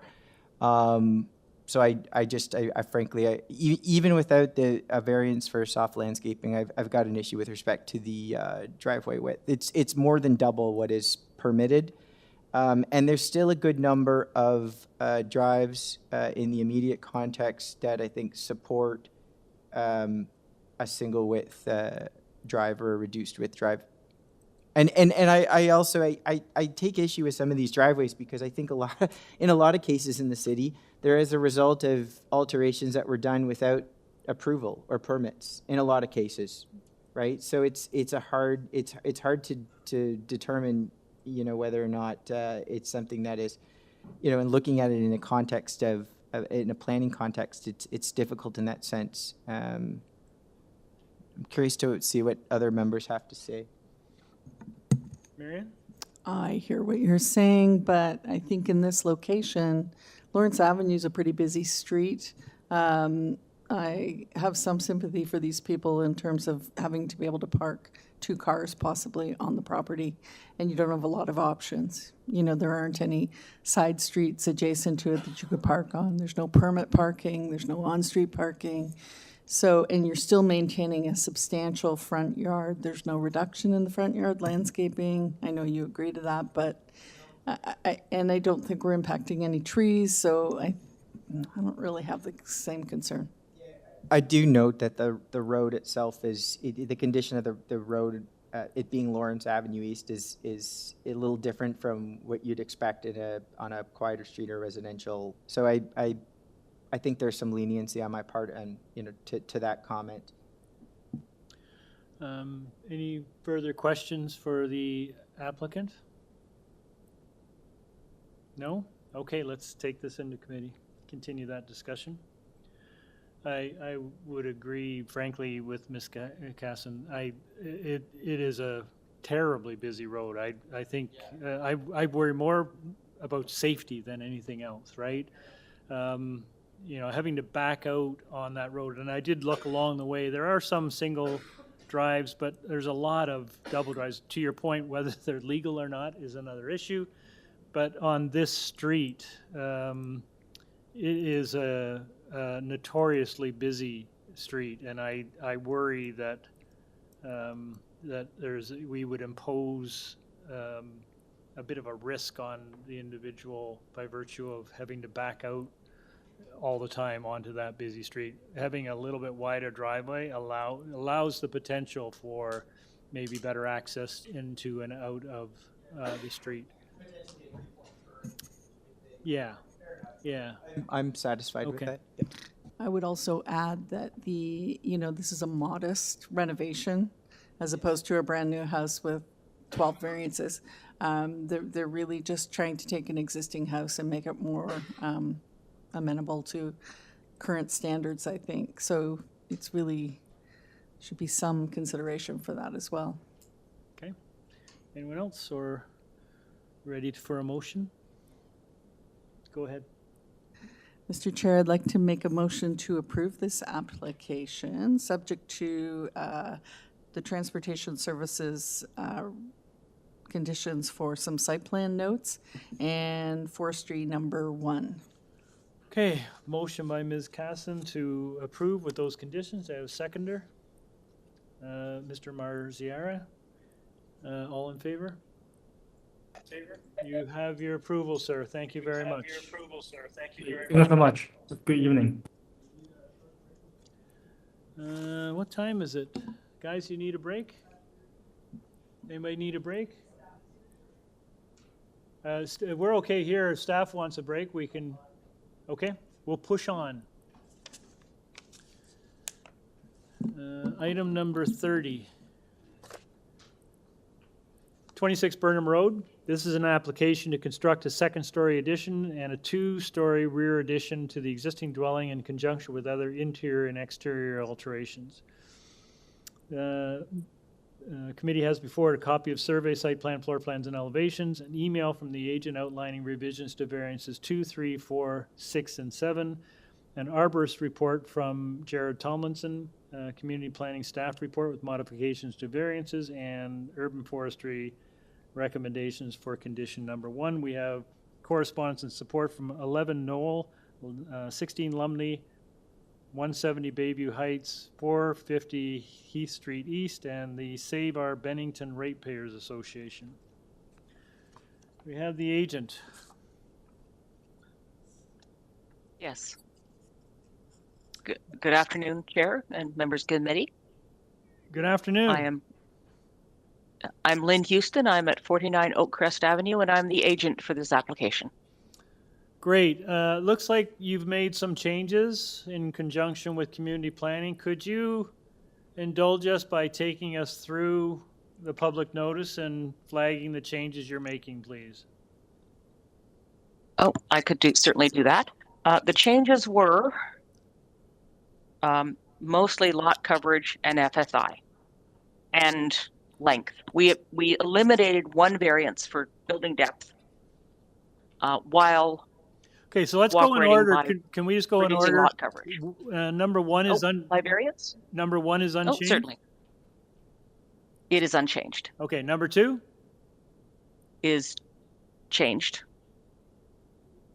To Number what? 3 is changed and eliminated. Oh, sorry. Number 2, Oh, you're sorry. changing the building length to what? Oh, 18.83. Okay. Number 3? Is being actually eliminated. Sorry, I have the new one in front of me. This is the old one. I did get a new It's up zoning on certificate. screen right now. It's up on screen. If you Let's see. want to- I see it now. Yeah. Okay. Yeah. Variance 3 has been eliminated. Okay. Because we're now at 18.44. Oh, 18.83, sorry. Okay. Okay. The floor space index is now 0.7. Okay. Okay. The side yard setback is not changed. Number 5 stays the same. Yes. Number 6? The lot coverage is now 39.88. Okay. And number 7? The deck is slightly reduced. To what? To 6.7. 6.7. Okay. From 6.8. Okay. So you've negotiated these changes with community planning? Yes. All right. Now, could you just give us a very quick overview of your application? Okay. We're very much following many other jobs in the area, projects in the area. I'm going to specifically point out 9 Burnham, 11 Lumley, and 8 Evergreen Gardens that are houses that are of a similar style that were done not too recently, but fairly recently. Our building height exemption is so that we can accommodate 10-foot ceilings on the ground floor, 9-foot ceilings on the second floor. Our floor is about 3 feet lower than our adjacent neighbor, so it should bring our height very similar to where they are right now. The variance is more because of the flat roof.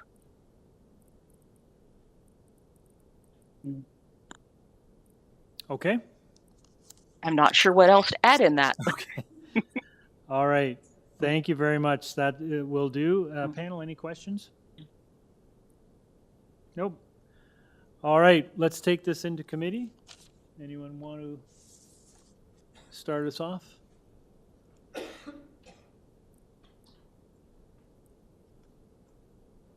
Jordan? Thank you, Mr. Chair. I'm happy to see that community planning and the applicant have done some work on this. Certainly, the amendments that were put forth today assuage a lot of my concerns that I did have. I'm with the amended application. I am supportive of the application, so I'm ready to bring a motion if other members are okay with that? I think you should do that. All right, so I'll make a motion to approve the subject application as amended. Variance number 2, 18.83. Variance number 3 is going to be omitted. Variance number 4 is going to be amended to 0.7. Variance number 6, 39.88%, and variance number 7, 6.7 meters square. I'd also like to include the conditions from urban forestry, number 3. And I know... forestry number 1. Thank you for correcting that. And I just want to make sure that I didn't miss anything in the community planning. It's tied to site plan. The tie to site plan, thank you, in the community planning report. That's my motion. Okay, Mr. Allison moves approval of the amended application, subject to those conditions. I have a seconder. Ms. Sankar, all in favor? Approved. You have your approval, ma'am. Thank you. Thank you very much. I'm going to, I see our friend from an earlier application is here. Have you concluded your calculations? Could you come back to the stand? This is number 27. Thank you. 72 Donegal Road. So you had gone away to revise some of the calculations for the front yard landscaping. What have you been able to So accomplish? I have a sketch here. Would it be all right for me to approach the committee to show the committee? That's not allowed, No, Mr. Chair. what we Okay. need is frankly just the numbers. We've come up with 49.93%, so as close to 50% as we possibly can get, and that This is is variance. Sorry. Let's just be clear about which variance this is. This is for the front yard landscaped area. I believe it's number 3. Number 4. 4. So variance number 4, you're changing from 46.4 to 49.9. Is it 3? Sorry, hang on, sir. Thank you, Simon. That's a great idea. Yeah, there are.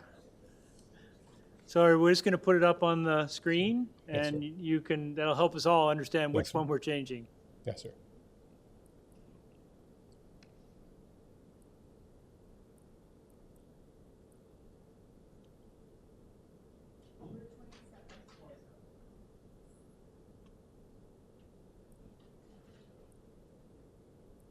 Okay, there you go. So is it number 3 or number 4 you're changing?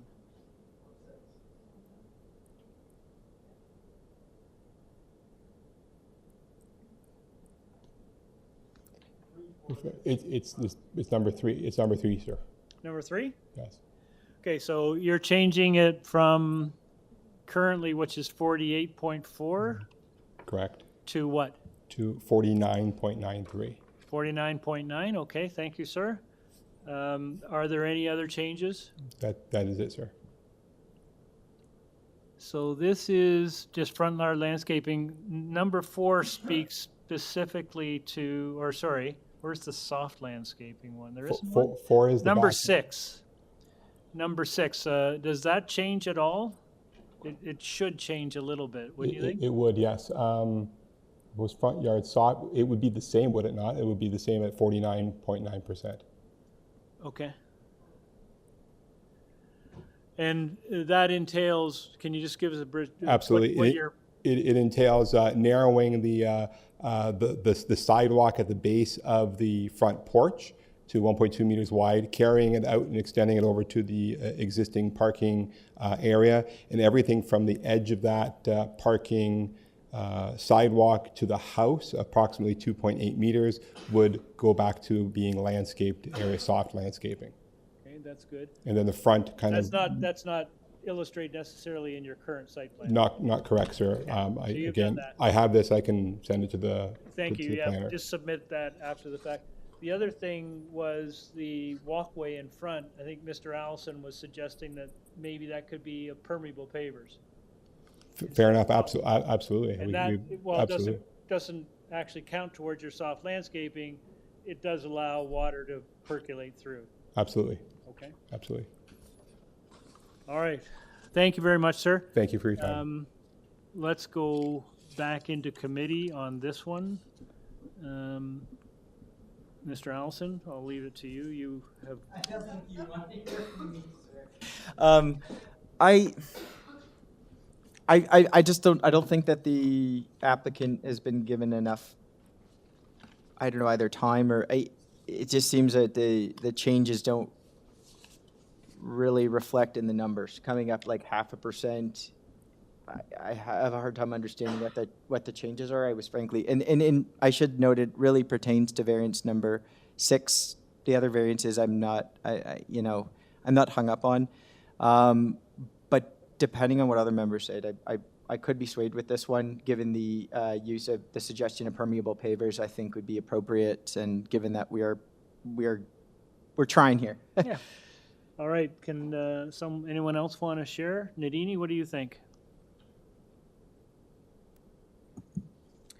I'm actually happy with the changes made, and I don't think that there's concerns that I have with variance number 6, based on the lengthy explanations provided by the applicant here today. I'm in favor.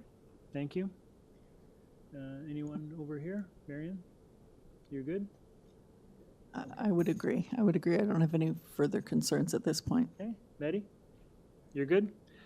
All right, Mr. Allison, does that satisfy? I'm satisfied. Okay. Let's get a motion. I'm going to make you give us a motion. Sure, I'll make a motion to approve the subject application as amended. We believe, and help me out, staff here, believe we have an amendment of 49.9, and that is in respect to variance number 3 and number 6. And I see no other conditions, so that would be my motion. We were going to do permeable pavers for the walkway. Yes, and thank you for reminding me. The use of permeable pavers for the new walkway. Okay, motion to approve the amended application. Staff, did you get have we got the numbers? Okay. Yeah. Correct. Okay. Moved by Mr. Allison. Do I have a seconder? Ms. Sankar, all in favor? You have your approval. Thank you, sir. Whatever you can do to even add more to that, so much the better. Thank you very much for your time. Have a nice day. Okay. Thank you for your indulgence, panel and staff, on that one. Okay, we move to item number 31. This is 1030 Lillian Street. It's an application to construct a new 3-story detached dwelling. Committee has before it a copy of survey, site plan, floor plans, and elevations, presentation materials from agent, revised plans dated May the 10th, 2024, an arborist report from P&A Urban Forestry Consulting, and a community planning staff report with conditions which are tied to the rear elevation. We have opposition, a correspondence from opposition from 99 Otonabee. Do we have the agent? I'm here, Mr. Chair. Oh, hi.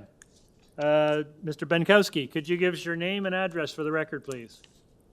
Yeah, Jonathan Benskowski, 301 Keewat Avenue. We do have someone registered to speak to this item, so we'll need a short presentation, please. Mr. Chair, if I may. Sure.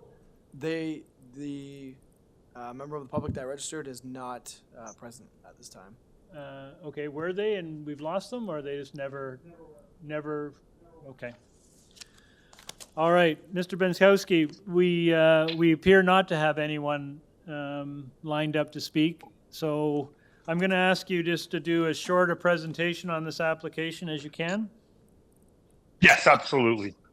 So what I would say is I did submit some presentation materials. I think just to clarify why this is considered a 3-story house, I did submit kind of a front elevation just showing if we were to lower the basement slab by approximately 13 inches, essentially this would now be considered a 2-story dwelling. That's really the only reason why it is considered a 3-story dwelling, which also triggers the size of the rear platform to be the 21.33 square meters.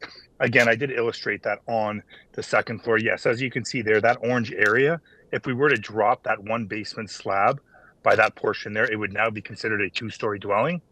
and also that triggers the rear platform at 21.33, which if we go to the previous page, we can actually see is the rear deck off of the first floor.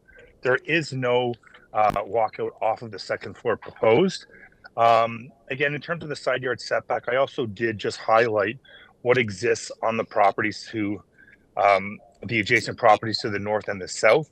We are actually in excess of what exists from both properties there, whereas to the south, there is a 1.25 meter side yard setback.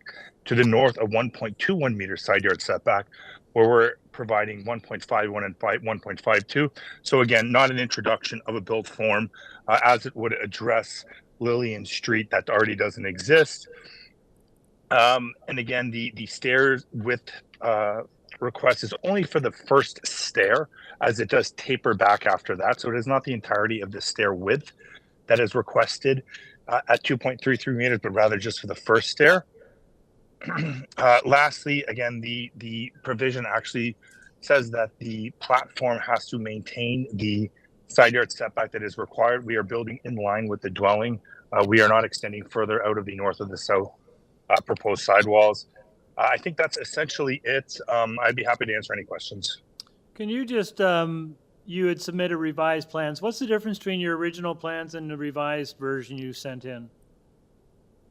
It had to just do some of the main wall height revision. That was it. Okay. Panel, any Jordan? Might the applicant and benefit from some privacy screening on the south side of the rear deck? I'm in your hands with that committee. I'm not a lover of privacy screening, but again, if you believe that to be required and put a condition there, we're happy to comply with that. Okay. And actually, one more question. Do you know what the finished floor height is of that rear deck, roughly? Yeah, 195.63. So it is 1.5 steps lower, or essentially 2 risers lower than the actual dwelling itself. Sorry, than the finished first floor of the dwelling. I understand. So there's a bit of a strategy here where you've stepped down that platform slightly from the first floor elevation. Through you, Mr. Chair, absolutely correct, Mr. Allison. Yeah, we have stepped it down to 2 risers as you leave the family room. And when I did speak to the requirement of possibly not needing that privacy screen, that is where those stairs are located. So in terms of what would be usable and occupiable, you generally wouldn't put a kind of a table or something there, because we also have the stairs that are adjacent to that to take you to grade. So that wouldn't be as usable as the portion of the center of the dwelling, which would be away from that privacy screen. But again, I'm in your hands, committee, if that would be a requirement. Okay, very good. Thank you. Okay, anyone else? Mr. Chair? Yes, sir. We've actually located the neighbor. Oh, okay. Can I put him on speakerphone now? Sure. Will we all be able to hear him? We'll try. All This right. is the neighbor at 1032 Lillian, I believe. Good afternoon, sir. No, hold on. Okay. Now we can speak. Okay, sure. Hi. Hi. My name is John. Actually, I live in my address is 1032 Lillian Street. I'm the immediate neighbor. So, yeah, I sent a couple emails to COA. Just if you could, we're having difficulty. Just talk just a little bit slower, please. Thank you. Okay. So basically, this morning is just because I had another unexpected appointment. That's why I sent you guys an email this morning. I said probably I was not able to attend the meeting at 4. So that's why I put everything what I want to say in that email. I can repeat it. So basically, what I'm trying to say is, it's first of all, I've been living here for 12 years. So, and I see a lot of new house built here. I see a lot of new design, but I've never seen a house design aggressive like this. So basically, my understanding is that house marks out every inch at every direction. So, and also like I put in the email, like I put it in my previous email, like my house was built in 1951, okay? So the new basement is something like so they got I mean, 2 layers of basement, right? So that's why, I mean, just,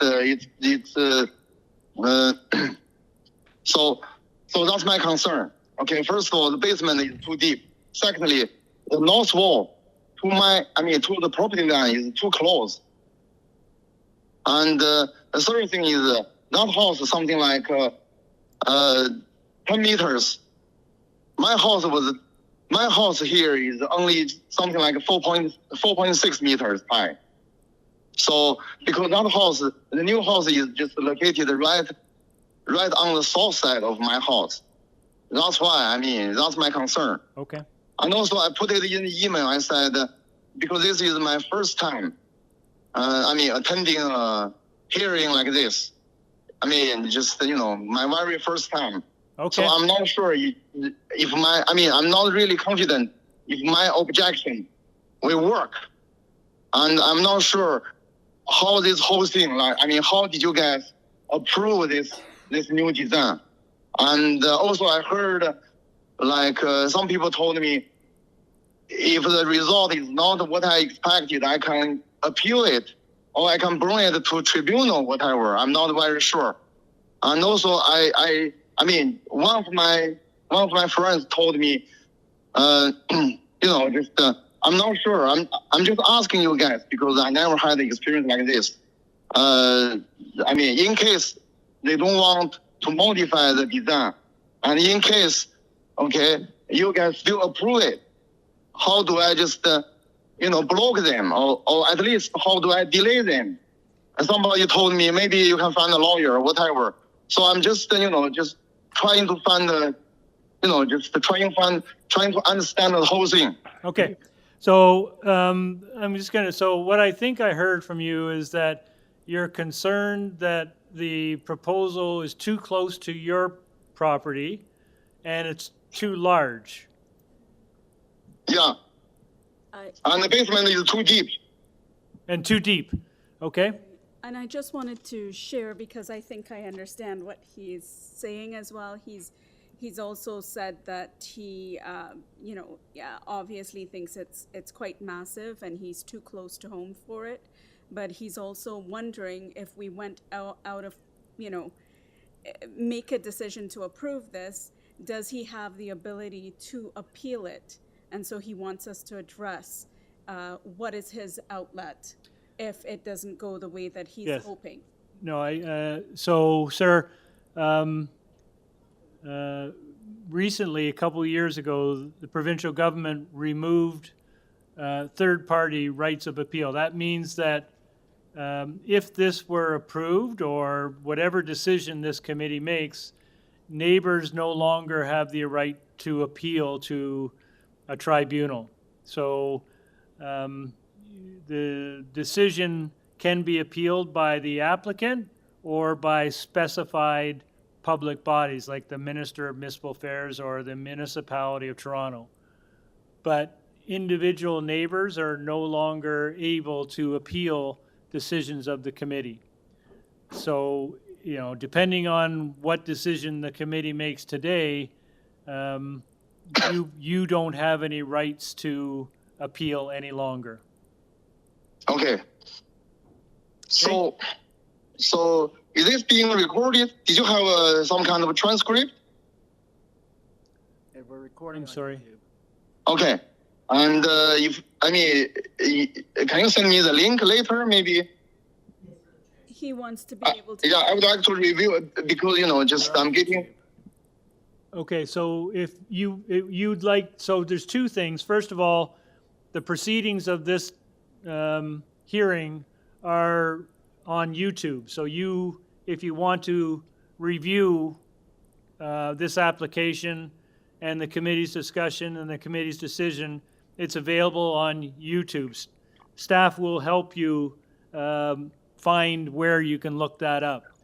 You can also request a copy of the committee's decision, and you do that by emailing staff. and they will send you a copy of the decision. So how long does it take for you to make a decision? Well, we will be making a decision. We're likely to make a decision on this application today. Okay. So you can review it on YouTube if you'd like to. Staff will help you with the link to find it, and you can also request a copy of the committee's decision, and you have to email. Staff will help you out with that as well. Okay? Okay. Thank you very much, sir. Thank you. Okay, Mr. Benskowski. Yes, I think the two things I want to address, one was the basement height. We are proposing a side yard setback of 1.51 meters. I mean, in my opinion, and I think a standard construction practice, that won't even require shoring as it would relate to that adjacent dwelling at 1032 Lillian. So in terms of undermining his foundation or footing or anything like that, it would be my opinion that that wouldn't be an issue. But to go back to the variance itself and how it fits in with the neighborhood, I would just go back to the individual's setback at 1032 is 1.21 meters. And the adjacent dwelling to the south at 1026 is 1.25 meters. So again, those are setbacks that exist there today, again, which would lead us to believe that does exist throughout the area and kind of forms that character of it. In terms of the basement height, this kind of comes back to what I was speaking to with the proposal of the number of stories being pushed to 3 due to not excavating that basement is deep. The changes about 2 years ago evaluated the first floor as being the closest midpoint portion between the finished basement and the underside of the joist of the main floor. If we were to have dropped that basement floor again, as I spoke to in my original presentation, additionally down, that would be even a deeper basement that would be adjacent to him. So again, in terms of that massing as it faces the street itself, we are, as per the zoning bylaw, the request we have for the mass only relates to the side wall projections, not as it faces the streets. And Mr. Chair, I think those are the 2 points the neighbor to the north brought up. We are happy with the condition from planning to tie it to the elevation. Okay, thank you. Panel, any questions? All right, let's take this into committee. Who wants to start?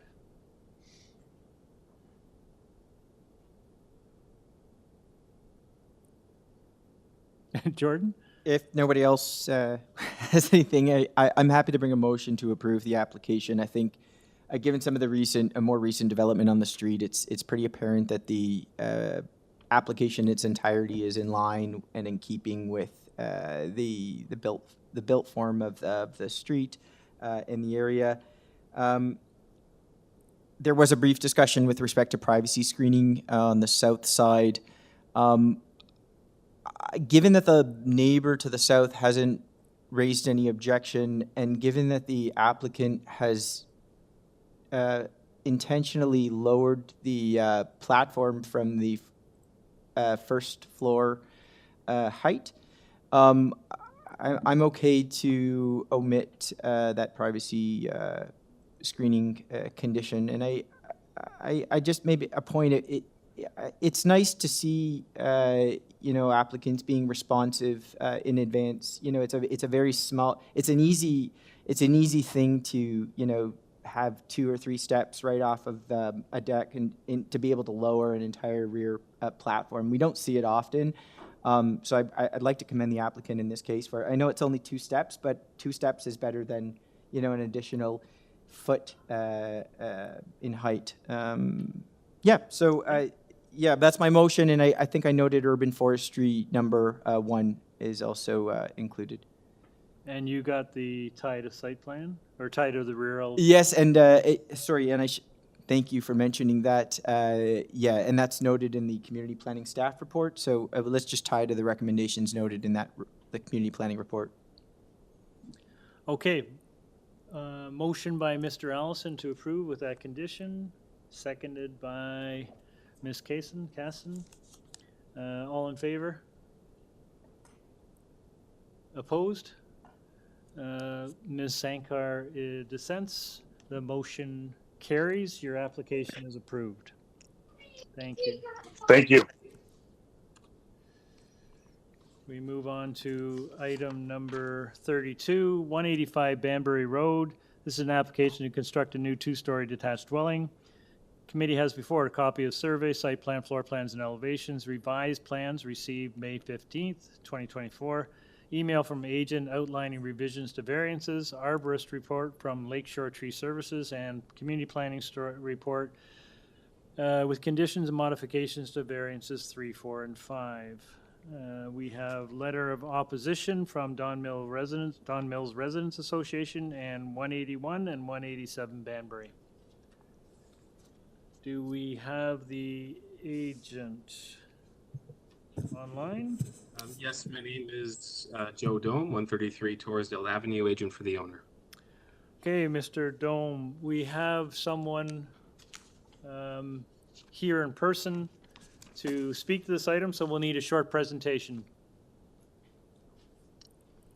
Yes, the owner would like to construct a new two-story detached single-family dwelling to accommodate family needs. We have had extensive conversations with planning staff, and based on their recommendations, we would like to make the following amendments.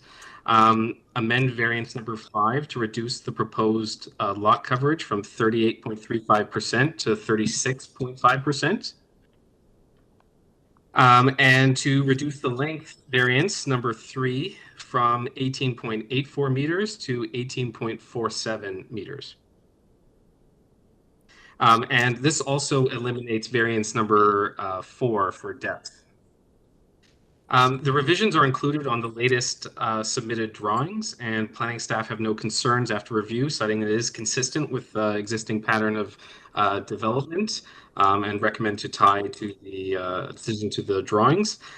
We have read the comments on file from the neighbors and Don Mills Residents Incorporated. While we appreciate their comments, we feel there is important context to the requested variances that is quite relevant here and shows efforts in the design to mitigate massing impact. I would like to highlight that the proposed dwelling is located on an irregular wedge-shaped lot, which inflates the lot coverage percent compared to other lots in the immediate context. It presents challenges in designing the dwelling length and side yard setbacks according to the owner needs. That being said, there are a number of factors that do mitigate impact from the numbers on paper. Variances 1 and 2 refer to the proposed side yard setbacks of 1.02 meters on the north side and 0.93 meters on the south side. The mitigation is provided by the fact that the 1.02 meters on the north side only applies to a 8.17 meter portion of the side main wall of the garage on the main floor, and beyond that, the dwelling is bumped in further to meet the bylaw and provide additional side yard setback space to 2.85 meters for the remainder of the north side. Furthermore, the second story, third bedroom on the north side has also been stepped back an additional 0.436 meters for a significant portion of the 8.17 meters to which the variance applies, and this further reduces impact. And I also mentioned the setback at the front northwest corner is slightly wider than the variance at 1.13 meters. The south setback of 0.93 meters only applies to a small point at the southeast corner of the dwelling, and this is attributable to the angled lot line as it tapers toward the rear. However, beyond that point, it widens considerably and meets the bylaw for a majority of the side yard, including at the front southwest corner of the dwelling, which provides a 2.55 meter setback.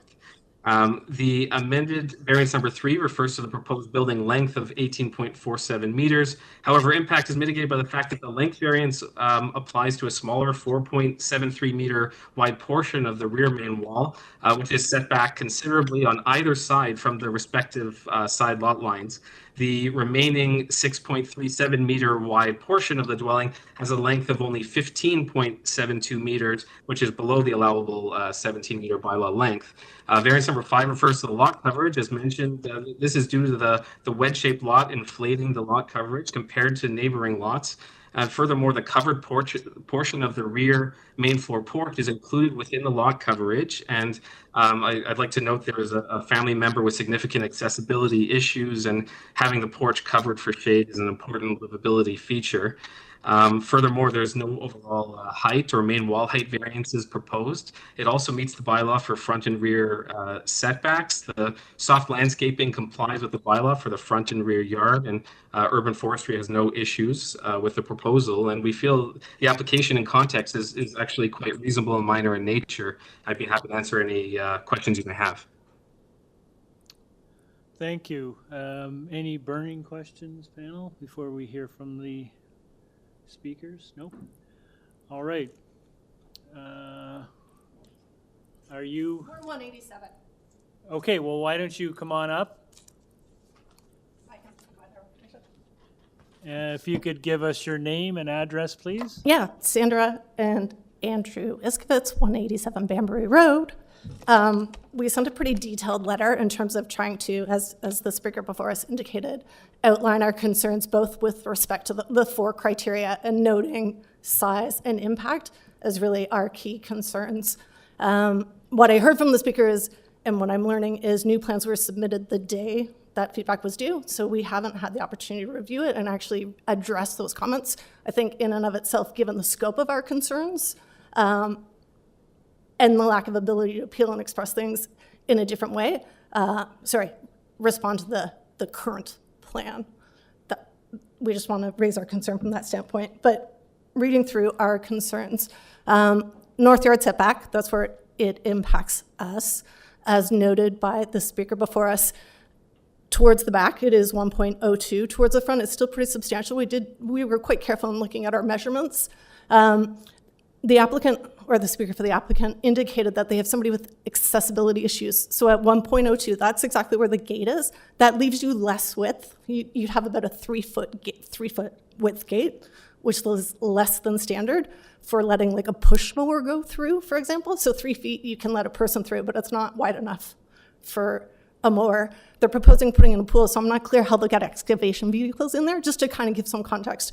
There's several homes being renovated in the neighborhood in close proximity, so we've noted 191 and 197. Both of those homes appear to, and were measured to adhere to the 1.8 side yard setback. So the comment that this is consistent with the neighborhood is actually, appears to be inaccurate. You would have the details because you have all the other plans. We did look at other homes within the proximity outside of our block to see what's reasonable. We could not identify another home with a 1.02 or even the other setback of that they're proposing now.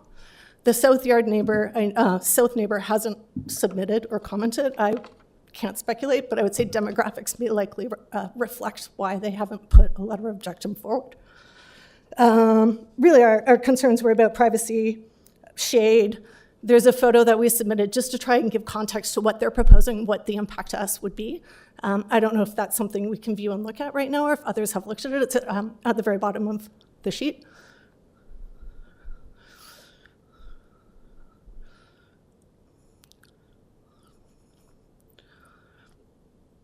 If you scroll to the next one. So that's our current view right now from our backyard, and we measured it out, and that's what our new view will be, just to give some context.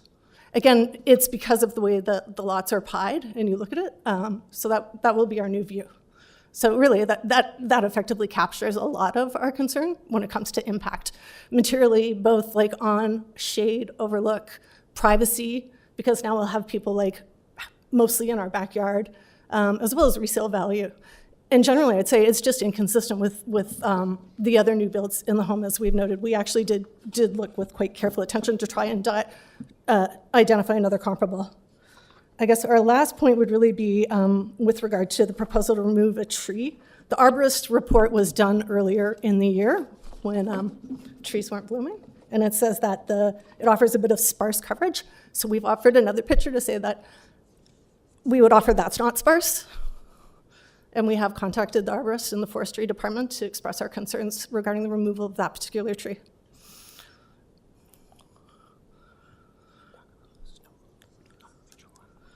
Yeah, I guess the last point again in terms of side yard setback is because, if they move closer to us, it's already hard to remove the snow.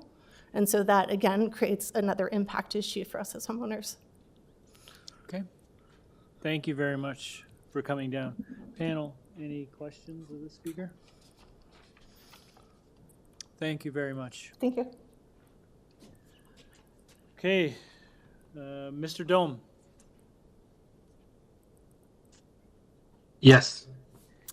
If you could respond to some of the concerns from the neighbor? Yes, to speak to neighbor comments, I will note that urban forestry has no issues with the tree, and again, we have had a lot of correspondence with planning staff to amend the application to their satisfaction. I think that the images that were provided, I think it does show that there is adequate side yard space for the neighboring dwelling, especially given the fact that the side yard setbacks that are requested for the variance are really quite minor when you take into account where it actually applies, and for the portion of the dwelling that actually applies, and that further beyond that, it actually it steps back further beyond what the bylaw beyond what the bylaw minimum setback is. And the lot coverage variance itself is inflated due to the unique wedge-shaped lot configuration compared to the neighboring lots. And the building length only applies to the smaller portion of the dwelling, which is 1.47 meters beyond the allowable 17-meter length. It is set back significantly from both side lot lines. And there is the fact that the majority of the rear main wall, the majority of the dwelling is actually limited to 15.72 meters in length. The length shown on the red box on the neighbor's document is including everything beyond the existing dwelling, which is a little bit misrepresentative to what's actually being proposed. You know, like for example, there's also 181 Banbury Road. It has a two-story massing that extends beyond the rear main wall of 183 Banbury. As far as privacy is concerned, you know, there's going to be people that's coming closer to the rear yard. I mean, there's nothing like an elevated balcony proposed, so we feel that privacy considerations are minimized in that respect. And really, we feel that the proposal, as amended, is really quite reasonable and minor in nature. Thank you, sir. Panel, any questions of Mr. Dome? No? All right, let's take this into committee. Sorry, say again? You meet the staff reports requirements. I just want to confirm. Yes, I think they went through. He's made all the changes that are reflected in the community planning report. All right, we're in committee. Does anyone want to start us off? Nadini?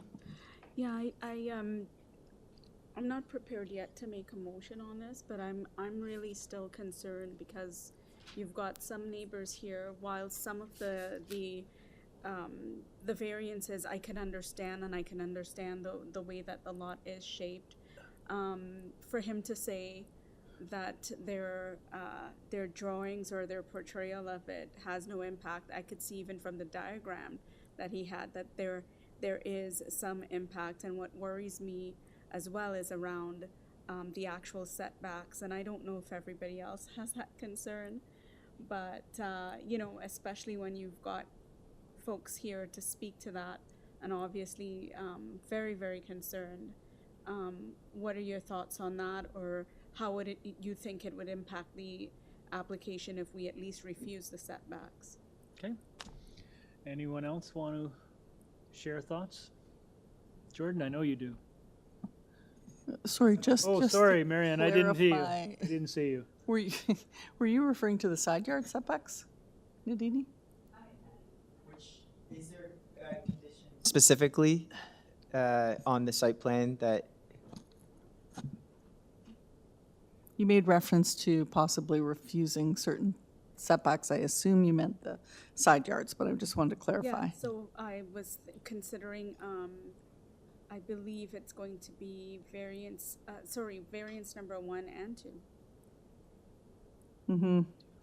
So, I mean, I could understand that and that they've made some concessions, but, you know,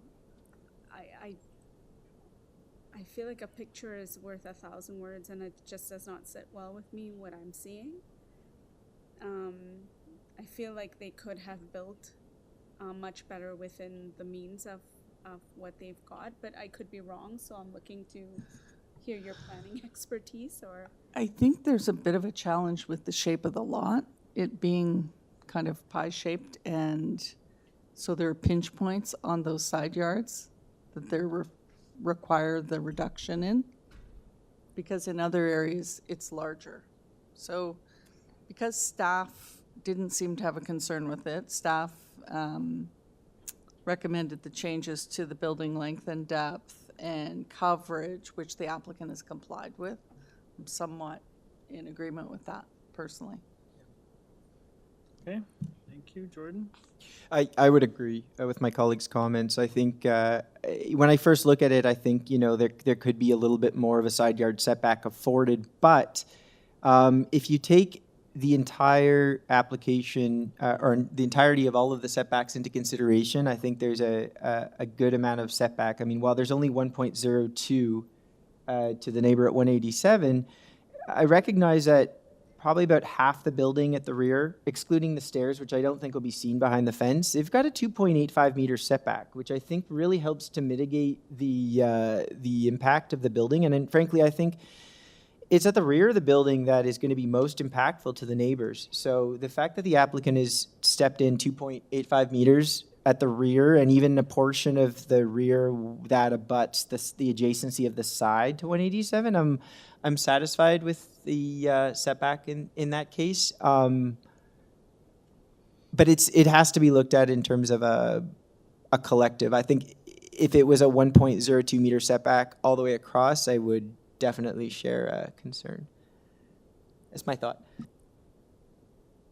Yeah, for what it's worth, I would agree. Again, it's a portion of the side wall that is where the setback variance is required. It is incrementally stepped back as you go towards the rear of the lot, and I think that does mitigate the visual impact and the massing on the neighbors. The variances themselves overall, I think, are collectively modest, and I think the negotiation that they've had with the city, with city staff to make them better, I think speaks well to an attempt to try and mitigate some of the more difficult variances. So I think it's supportable.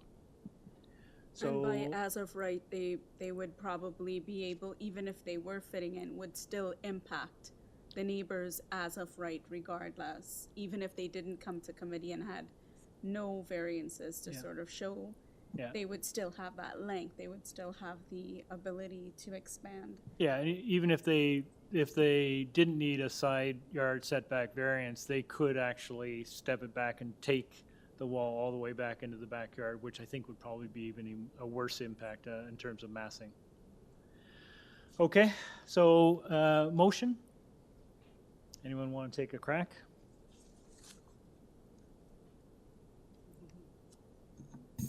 I will attempt a crack. Mr. Chair, prepared to make a motion to approve this application as amended in accordance with the recommendations in the planning staff report and agreed upon by the applicant to modify variance 3 regarding building length from 18.84 to 18.47, to eliminate variance 4 regarding maximum building depth, to modify variance 5 regarding the maximum lot coverage from, sorry, I'm having trouble seeing, 38.35? Yes, sorry, to 36.5. And on the condition that the minimum north and south side yards be developed in accordance with site plan drawing attached to the report dated May 15th, 2024, and that the maximum building length be developed in accordance with the site plan drawing dated May 15th, 2024, attached to the report. And I think those are the only conditions. Okay, motion to approve with those conditions by Ms. Casson, seconded by Mr. Marziari. All in favor? All opposed? Ms. Sankar dissents. The application is approved as amended. We move on to item number 33. 172 Hounslow Avenue. This is an application to construct an addition of an attached garage with living space above. Committee has before it a copy of survey, site plan, floor plans, and elevations, photos of the subject property, and a tree plan. We have correspondence and support from 188 Hounslow. Do we have the agent? Yeah, the homeowner. My name is Farah Kassam, and my address is 172 Hounslow Avenue. Okay, just hang on a second. Panel, do we need a presentation on this one? I think we're okay. Ma'am, we have read all the information you've submitted. We're familiar with the application. We don't need a presentation today. Is there anything you'd like to share with us with respect to, before we take it into committee? No, I'm just thankful for the opportunity to speak. Thank you. Okay, thank you very much. Okay, we're in committee. Mehdi? Thank you, Mr. Chair. I think it's pretty straightforward application, just one variance, side yard setback. There's no objection, there's no staff report, so I'd like to make a motion to approve with no condition. Great. Motion to approve by Mr. Mazziari, seconded by Ms. Sankar. All in favor? It's unanimous. You have your approval, ma'am. Thank you very much. You have a good evening. And it is indeed evening. Thank you. We are on the last item of the day, item number 34, 37 Christine Crescent. This is an application to construct a new two-story detached dwelling. Committee has before it a copy of survey, site plan, floor plans, and elevations, photos of the subject property, community planning staff report modifying variance number 1. TRCA has written to indicate no concerns, and Urban Forestry is recommending condition number 1. Good afternoon, or good evening, sir. Hey, good evening, everyone. My name is Bahram Fatih Kamari, and my address is 128 Betty Ann Drive, Toronto. Okay, just hang on a sec, sir.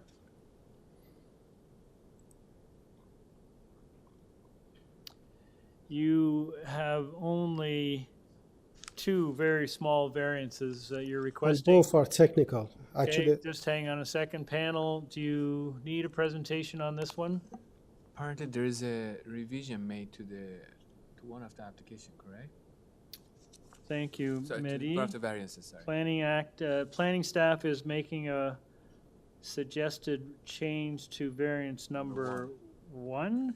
Are you aware yes, of that, we have sir? been in contact with them, so we decided to change the first variance that we have from 8.2 meters to 831 for minimum required front yard setback. Instead of 8.20, we make it 831. 8.31? Yes, 831. And that's consistent with what staff are recommending? Exactly. Thank you. Okay. Any other questions, panel? Thank you for coming down, sir. We've read all the material. We're familiar with your application. We don't need a full presentation today. Your variances being requested are fairly minor. Is there anything else you'd like to share No, with thank us? you very much. Thank you for your time. You're good? Yes, I'm Okay, good. thank you very much. Panel, we're in committee. Nadini? Yeah, so this is the last one for the road. I think, you know, as you said, and what's been repeated, really minor, no other objections anywhere else. So I'm going to put forward a motion to approve this application. I'll make it subject to the changes that the applicant yourself has made here today to address the staff report of May 10th, and that is that variance number 1 is now reduced to 8.31 meters and making it to subject to forestry condition number 1. Great, thank you. Motion to approve the amended application by Ms. Sankar, seconded. Mariam, Ms. Casson, all in favor? You have your approval, sir. Thank you for coming down.